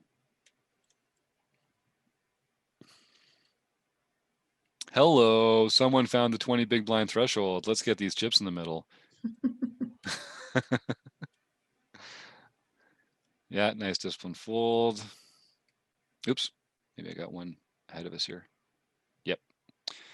Again, that tricky. See, I think this 3-bet's too small. Out of position. He's going to be out of position. Both players have over 30 big blinds. Yeah, it should be at least 7.5. I think. I think so too. I think probably even a little bigger, like 8. And you're just really not giving Steve. Again, Steve's getting almost 3-1. He's getting awesome odds. He shouldn't fold awesome odds anything. to play in position. He's just going to continue with 100% of his range. So I think, given that you each have 30 big blinds, this should be 7, and maybe 7.5. I guess is as big as you can get away with. But it should be 7.5 or 8, or it should be aces. Yeah, that's right. I was just going to ask, what if that's aces or kings? Yeah, so then fine. Then fine. Yep. But then, I hope everyone else knows that you don't have aces or kings in your shoving range at that point, right? Although even telling someone I don't have aces in my shoving range doesn't make it that much easier to play against, to be honest, because there's still a lot of good cards there, a lot of good hands there that you don't want to have. Okay, so Steve calls, which he's going to do virtually 100% of the time. And it's a 3-bet pot, so Wolfman has he's uncapped here, so he can represent all the strong hands. Steve doesn't have a lot of natural continuing hands here, so this might go bet fold. I would think it would, yeah. Yep. Good read by Wolfman. Good board read. That board doesn't. Yeah, go ahead. When we get down to 3-handed like this, it's hard to put anybody on a nut advantage. Yes, I agree. When it's a 3-bet pot, it's easier. But That's in true. just a single raised pot, then it's not. Yep. Yeah, and the 3-bet pots, they serve to cap people's ranges as much as to define the 3-betters' ranges. I find when it comes to this kind of thing, when you get short stacked like this, most people aren't going to be calling 3-bets. Right. Mostly, yeah. You're gonna. I don't know exactly what I'm trying to say there, but I think that's it. We talked about this earlier, Keith. I think it's really hard to get people on tight ranges when you get shorthanded like this because they're continuing with such a wide range. It makes them hard to play against post flop. And you really have to think about like the buckets of hands that they could be in. It's a lot less about this particular hand. It's much more about like suited connectors, gut shots, getting less specific. Oops. Limped pot. Above average flop. Easy game. All right. Limped. All right. Easy fold. Oh, yeah. Love it. Yep. There you go. Found that threshold. You got Chris's favorite hand. Let me do it. Oh, you got it again. It's a little open. Maybe you just had just over 20. Yep. Got through though. Yeah, God bless. Limped pot. Ooh, could be juicy. Could be juicy. Oh, the min clickback check raise. You dirty dog, Steve. You're going to continue, I think, here, Kim. So hard to continue with the stack size, though. I know. I mean, obviously, from a bigger stack size, I continue, but we'll see. He's got I might that, call one. Because you're in position, and the bet is just so small, and you do have some draw equity. I don't think I could get away from it, even though he has a very strong hand. Don't get. I have backdoor. Yeah, I find this been. Yeah, I do call because of the backdoors and the equity that I have. Yeah, you have a lot of draw. I sure don't like it from the stack size. It's so hard to do. Yeah, and one of the rules is you don't want to invest more than 5% of your stack on a speculative hand like this. Well, it's no longer speculative. I actually have equity now. I'm just trying to realize with the call. And you can see now that we're getting into this position with Poker Tracker. He might check raise with a lot of flush draws, for instance, and if the flush misses on a turn, he might check and allow me to see both cards, right? So. And given that we actually know the hands, you can tell right here. So, your hand and his hand, you've got 21% equity, and you're getting odds where you only need 19% equity to call. So you're actually you're getting the correct odds just to call here. And he doesn't always have top 2 pair. And he doesn't always have top 2 pair. Yep. Now you're not, if he has a set there or something, you might, your equity might be, well, anyway, drawing to a straight or a flush, you're in great shape here, no matter what he has, basically. So and that's another example of how we talk about these small bets and how they don't really put people in a tough decision. You know, we're Like a looking bigger here. bet I have to fold. Yeah. Or at least you're not getting the right odds to call. Right. Boom. Bink. That's why make that bigger bet. Make that bet a little bigger, Steve, because Steve's treating it like the nuts, right? But it's a very wet dynamic board. Sometimes you just get there. And sometimes you just get there. And so here we get a pretty big bet. And I think I have to jam here. Yeah, it's about a third of your stack. There's the jam. And I think Steve has to call. It's 3 to a straight. It's a flush draw out there. He's got top 2. So even if you're in there with a 2-pair hand, he's probably got you crushed. I don't see him getting away from it here, even with the straight on it. Indeed. So he's got 8 outs to the full house, right? Mm-hmm. Boom. All right. Fergie puts it in, doubles up, and we have a new chip leader, ladies and gentlemen. Yeah. All you have to do is bink a turn every once in a while. And we'll see a shove from Steve pretty soon, I imagine, with about 7 big blinds left, 6 big blinds left. I like the call there. We're actually getting pretty good. It's decent hand heads up here. Don't like the flop. No, not a very good flop. Nice disciplined fold.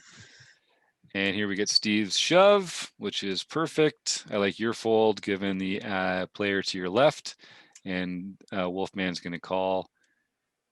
And Steve gets double up. A little double up. And Fergie just wanted Steve to lose there so bad. He wanted to get heads up with Adam. But with 9 big blinds, Fergie feels like this is still only kind of a matter of time. This is going to be an interesting pot. Oh, boy. Is this where that stop and go shove for Steve?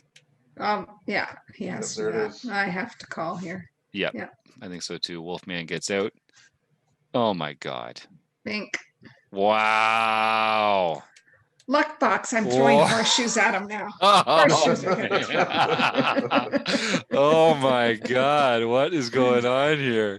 Yeah, He's done that a few times. See, that's the poker gods just taking it back after they gave me that turn. That's right. Oh man, I was ready to send Steve to the cleaners, but look at this. You guys are all even again. Oh my God. All right, so here's maybe Steve sacrificed a few animals to get. Yeah, I think so. He's doing the voodoo dance. All right, I didn't call that. I didn't limp call. You did? No, you limp folded. Ooh. Don't like that. I think that should be a call there. Yeah. I mean the bottom of my range, but I think it's still, yeah, very playable. Very playable. Yeah, knit. You getting some comments from the chat there. So here's a limp and then a real small raise from Steve again. Just take advantage anytime. Can take advantage of me anytime I'm in the small blind. I hate to play out of position. That's right. That's right. Okay, limp, and I think we'll get a raise from Fergie and a fold there. Love all that. What do you think, Fergie? Is this a chance to get frisky, or can you continue with a call here at these stack sizes, or is it just a fold? I think it's a fold. Probably. I think it's a call if I'm in the big blind. Yeah. Yeah. Nice to be able to close the action. Nice fold. I think that's right. People look at that hand and they think, oh, but I can smash a flop. And it's true you can, but stacks this is where short. What Keith said. Keith said we don't have the implied odds here with this from the stack size. Exactly. When monkey system talks, wise men and women listen. Here we get the 2x, that other micro 3-bet from Adam. When I see Adam in the forums, I'm going to write him a strongly worded letter to increase his 3-bet sizing from out of position. But it gets the folds. Maybe he just had the God mode on and knew that you were opening a hand you were going to fold. I probably shouldn't have folded that hand. I don't think you should have, honestly. But really, I probably was just looking at, he raised, and I wasn't looking at the odds as much as. Yeah.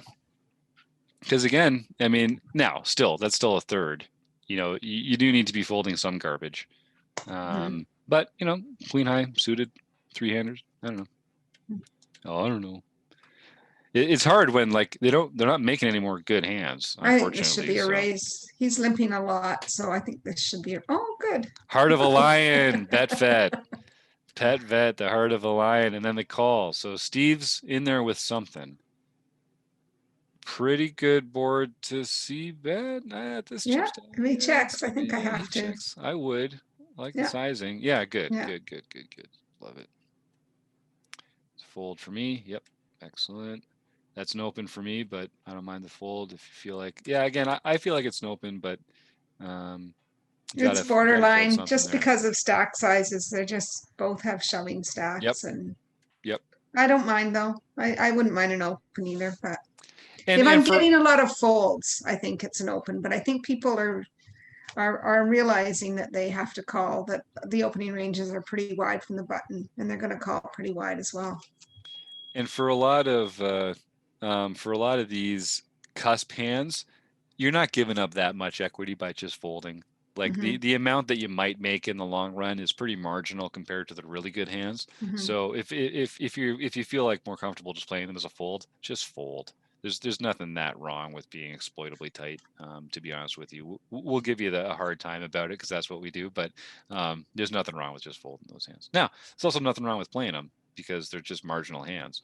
Just don't get in trouble with them post flop. That's the best. That's the only way you can really screw it up. So we got a value check by Fergie here. So limp, ace six suited. Feels like almost like a trappy way to hold this here. Pretty good flop. So that worked out.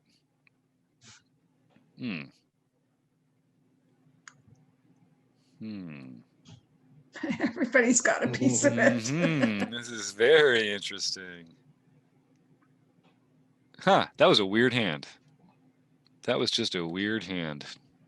I don't know. Maybe we'll put that one in, bring that to the forums maybe.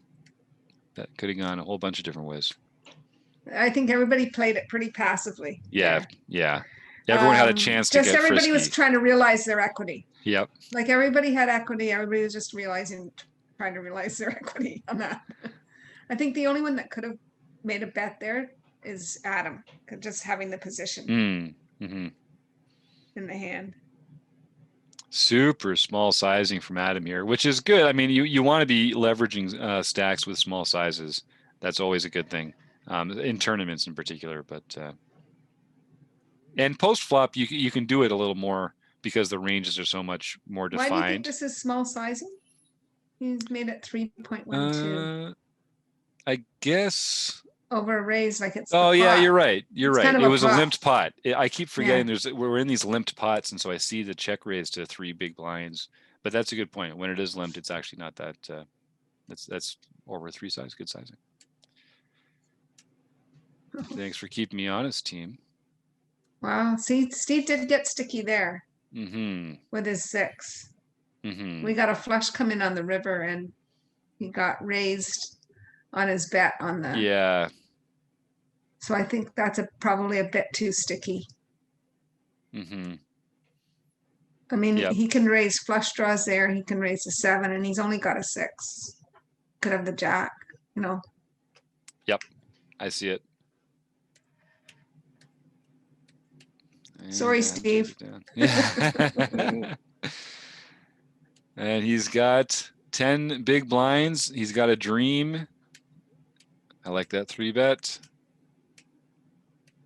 Good fold. This will be an open. And there's the jam. We're getting it in here. This, oh man, they just never make it easy. Lucky again. Good Lord. Oh, he couldn't get it. Couldn't get it all the way through. Good game to Steve Fredlin. No longer with us here tonight, but couldn't do it without the big dog and everything he does. And then there were 2. ARW, the forum master himself. Relatively close in chip stacks. Oh yeah. I mean, I do have him out chipped. Yep. Yes, but. I really like it. What are you laughing about? I love this. I don't know what happened pre-flop. I wasn't even watching. I was listening to the parent teacher thing. Must have been a limped prop. Yeah, limped. Yeah, because we have 2 1/4. Yeah. Yeah. Yeah. Okay. And then you no, check I raise. like the check it. raise. Yeah, 2 overs. Wrapping right around that. Gut shot and 2 overs. Yeah. Amen. Ooh, dirty. Don't like that. And now it's just the two of you, right? So this is you know, you want to talk about Spicy. ICM, right? Spicy. This is pin or no pin territory. So I mean, part of me wants to shove. It is a nasty spot. I'm going to have 4.5 more, which is going to make it 16, 17. So it's basically what he's got left. Right. So this is the kind of spot where I think you can peel here to see what he does on the turn. If you're deeper, you can also shove if you think he's full of it here, but I don't know. My problem with calling is that I don't think it's I can't shove most turns. I can't shove most turns, and right. No, I think it's a shove here. Oh yeah, I like the shove here. Yeah. Right. What do you mean you get to realize the turn? It's a personal problem. I think. Well, if I shove now, I've got like twice as many outs. That's not really the way I think. With 2 cards I get to realize come, my full equity. Yeah, I get to realize my full equity now, which you also get to do on the turn. But when the brick turns come, you don't have as much. It went in half. Yeah, it went in half, and even though you still have those outs, it's just they're not going to come as often, and you often don't have enough equity left to make it a profitable shove when it would have been a profitable shove on the flop. What's the likelihood that he has a hand or that he's bluffing right now? He opened the betting here after the flop, right? Yes, I think he probably has an 8. Yeah, I don't think he's straight bluffing when he makes this 3-bet on the flop. When he goes, because this went bet, check, raise, 3-bet. So in fact, I'm expecting that when I shove here, I'm going to be behind a lot, but I get the benefit of the times that I get that card, and you know, if the turn comes like a queen or something, then I've given up. Like my overcards don't count as much. Like he's going to fold some of his 8s to my shove. Yeah, I think I'm going to probably end up folding here, but I think it would be a good shove with the Jack 9 of hearts, the Jack 9 of spades, or the Jack 9 of clubs. Get those backdoors, more draws. To get the added equity of the backdoor flush draws. Yeah. And I'm not writing off just Roger's sort of clear, I'm not writing off the turn shove necessarily, but I think I've just trained myself to do it on the flop more. Yeah. Yeah, we put him in a cage when I'm blocking him having 9-10. That's the problem. Because if he can do this, if he's the type of player that can do this with an open-ended straight draw here, I'm actually blocking that. So that's a reason not to do it. I mean, unless he has 5-6 as well, and then he's got the open-ended the other way. And if he's the kind of player that we feel like he's only 3-betting here with a mix of those kind of hands and sets, for instance, we're not doing nearly as well against sets as we are against like an ace-8 hand, because our overcards don't count if they hit for a pair. And even for me, the ICM for a pin makes me fold. Yep. I think that's crack on. I think that's absolutely a factor here. You're going to find a better spot, right? That makes sense to me. Yeah. And I do feel that pin pressure. What does Fergie do? What does she do? Show me. She does make a very disciplined fold. I like, and I mean, and that's another good example of how just because it made a good check raise, and we're even having a conversation about how good it might be as a shove. Sometimes when the check raise doesn't work, it's because it was relying on a bunch of fold equity for them to like fold a bunch of their garbage hands. When they continue, they just don't have those garbage hands. So I'm trying to make them fold. Queen highs, king highs, like hands that are beating me, right? That's what I'm trying to make them fold here. Yep. I think sometimes I get a little too married to the idea of just realizing the equity. Sometimes it's a weakness of mine as a recreational player.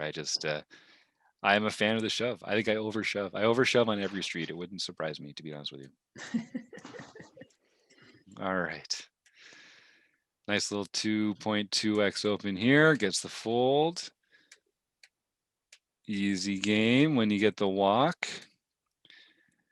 All right. Oh, and Wolfman introduces a 2x. He had been limping a lot of his small blinds earlier, so this is interesting. Fergie's going to continue with a very wide range there. Not a bad board for you. Check, bet, no diamonds, but I don't know why. It feels like you're going to fold here, but. I know. Okay, yeah, here I we have go. a gut shot. Yeah. There you go. Check, and I expect we'll get another call, and then this feels like a fold. Yeah. Yeah. Yeah. Sometimes it's just, when they keep I betting. could raise with that gut shot. I thought about that too. Rather than calling, I would rather see me raise there. But yeah. I probably didn't do it because I just got stung on it last time I did it. Yep. And you do have the chip lead here too. And I think when I'm in this position, when I'm in the position that Fergie's in here. You don't want to relinquish it. No. And it matters, like it does make a difference. And here, even just by playing that hand, you went from 31-21, even just getting in that little bet. Now, when you get to the next hand, you're roughly equivalent. Yeah. So it does make a big difference because it's a double door, right? Every two big blinds you lose, he picks up 2 big blinds. So it's a 4 big blind difference. Yeah. And it just makes the difference between being able to be wrong or not. Whoever has the shorter stack, they don't get to be wrong ever when it comes to getting your chips in. If you have a bigger stack, you can get your chips in and you can be wrong. Still be in the tournament. It's priceless. Oh, sweet. Check, check. I bet Kim leads here. I want to see a lead. I hope I do. Like 2.5. Probably. I could even go higher. Yeah, I like higher. I like higher on that board. Yeah. Nice. 2.2. Yeah, should be a check. Now we're picking up some hands. Now we're getting there. Yeah, exactly. Nice small C bet, which we're going to be doing with almost all our range there. I'd be going for another one here. Oh, yeah, there's the sizing. And that really puts him to a decision now because he's going to have less than a pot size bet on the river if he calls this. Yeah, probably good. I wonder, yeah. Do you consider sizing down there at all? Yeah. No, I just want to charge flush draws the maximum here. Yep. Yeah, got him on the ropes. Here we go. Let's see. We see his cards. Yeah, so that's right. You know what that means. At least we get to showdown here. We know that much. Yep. All right. And and as the stacks get shorter, you're going to see those a lot more too. So hold on. This is so we're 2xing now because Wolfman has a smaller stack. Yeah.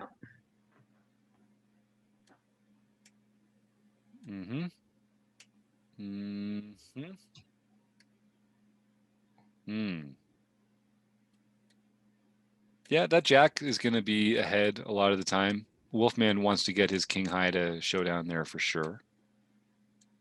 Here we go. I'd like to see us limping at this stack depth. 60% of hands, probably. Like playing every hand, never folding, and limping some monsters as well as the entire middle part of our range, and putting some high equity hands into our raising range. Yeah. As well as maybe suited, like 9 deuce, 8 deuce kind of thing suited that we're gonna fold if we get jammed on. But I hadn't studied heads up yet. That's right. This is still back in February, so we're still working on that.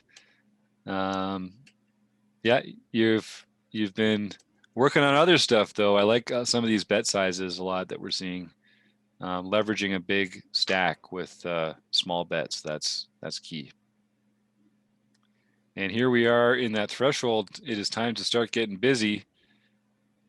And everything's going according to plan so far. Both got a 4. That's going to be trouble. That's not going to slow him down. It might slow Adam down, actually. Yeah, it does. Okay. Well, he got his 1 street of value. Nothing wrong.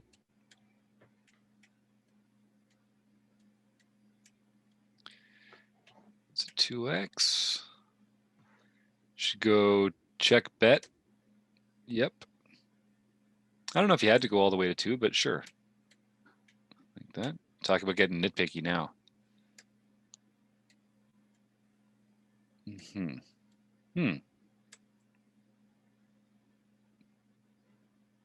Yeah, I guess you're out of position. He's only got 12 big blinds. You should really you can't really play speculative spots here, even with the back doors. So that makes sense. 18 big blinds. Time to get shovey. Now, would you be limping that today, Kim, or would you be folding that, or would you be? I would never fold that. Okay. I would limp it. Yeah. So that's one of those hands in that limping range. Yeah. Yeah. And I want to save myself a big blind. Right. Yes, and you've talked about that before. Why that's the way that works. Because people are going to be re-raising a lot when you 2x, and you can just do that for cheaper as a limp.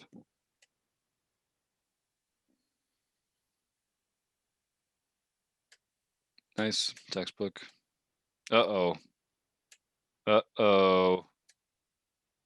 Okay, we're going to find out. Oh, God. That's not good. There it is. I think it's a good shove by Wolfman there. Yeah. You're calling all sorts of stuff that's behind him. And you just can't fade that ace-jack. Ace-jack was kind of your hand tonight. You made some great plays with ace-jack. Got some folds.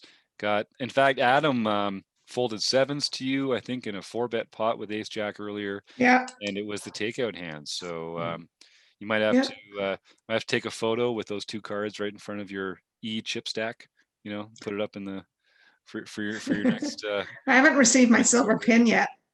Oh no! Oh, it's merch order. It's gonna have to come with your merch order. We're doing it twice a year now. All right. I actually played better than I thought I did. Yeah. So it wasn't too bad. I think you'll have to change your name to Pet Vet A by J. A by J. That's right. Yeah, that's right. Exactly. We're gonna make you famous like Chris Jones with 5-5. Well, if I'm gonna pick a hand, it probably wouldn't be ace jack off. Right. Yeah, that's true. Yeah. Well, thanks everyone for joining us tonight for this RecPoker ORaH, the online review and hang, which we do on the last Wednesday of every month. That was a really fun one. It was. It's nice when we get to see some of the whole cards and get deeper into some of the strategy for some of these. So I'm It'd be really nice if people could send at final table. We could encourage them to send in to you their hand histories, and it would be really fun to see the cards because then we can show people spots where they might have missed, right? That this would have been a good squeeze. Yeah. It's like getting 3 hours of free coaching from a panel of coaches. Oh, that's great. Yeah. That's it. This was great.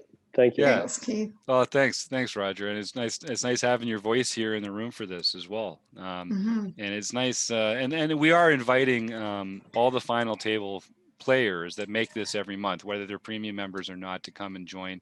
And it's great to have you in here sharing your knowledge and your insight and your questions with us.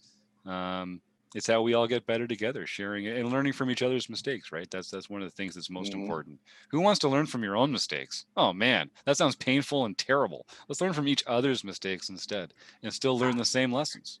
I just wanted the nice game, Kim, from Merv Harvey. Yeah, you got Merv Harvey calling you out here. That just made my day. Wow, the Merv Harvey from the Post Flop Poker Podcast. I listen to him all the time.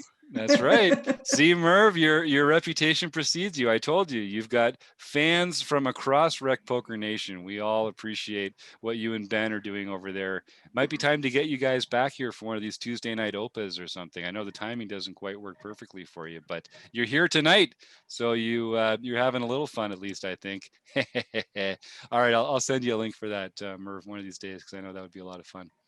I'd love to thank. I want to thank Evil Roy and Stewie and everyone else who was in the chat here participating, and Harold and Roger and John and Keith and Kim for coming and having fun with me tonight and going through all this stuff. Thanks for all the comments and everyone's positive support in the chat.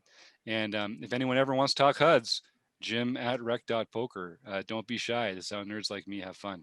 So and we want to give a spoiler about the hand. I'm starting a hand history group. Yeah, tell us a little bit about it, Kim, and how people can work with you and where they can find you. So I'm starting a few groups, but one of the groups I'm going to start is going to be for premium members, and people will submit. Group members can submit a hand, and I'll break it down, and then once a month we're going to meet and we're going to discuss one or two hands and use some solver stuff and everything and go through the hands. So it should be a fun stuff, dissecting hands right from beginning to end.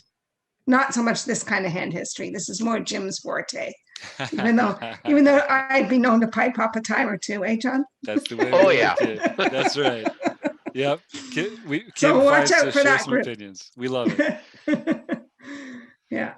I do have opinions. And if you want to find out more about Kim and her opinions and everything else, you can go to rec.poker/petvet and visit her Wrecking Crew page, where you can find more biographical information, some pics from her travels around the world, and links to some of these other clubs that she's starting up here at Rec Poker. Or you can email her petvet@rec.poker. And like I said, and with all your technical questions, also please direct them to petvet@rec.poker. She's our new technical director, so she'll be handling all your email issues and stuff like that. I'll just forward them all. Forward. Questions about the home game should be directed towards PetVet. If you have any merch questions, direct them at PetVet. If you're having any trouble with your membership login, right? We'll the website has any glitches. Matter of fact, if you're just having a problem with the internet anywhere, direct them directly to PetVet. Or with your taxes, there's lots of ways she can help out. So don't be shy. And again, I'm gonna have to order a case of wine tomorrow. That's right. All right. Well, thanks again, everyone. And Merv, I do appreciate the comments in the chat. You're a real genius. That's the kind of questions that I'm more likely to answer. What do I do with my Jackson? Oh yeah, we should get you two together, because Merv's always dog sitting and taking care of his furry friends. So yeah, maybe you can sneak in if you have some questions about sick cats too. We send them along. All right, thanks again, everybody. I have so much fun. We'll see you all again soon. Bye, all. Thanks for coming. All right, bye.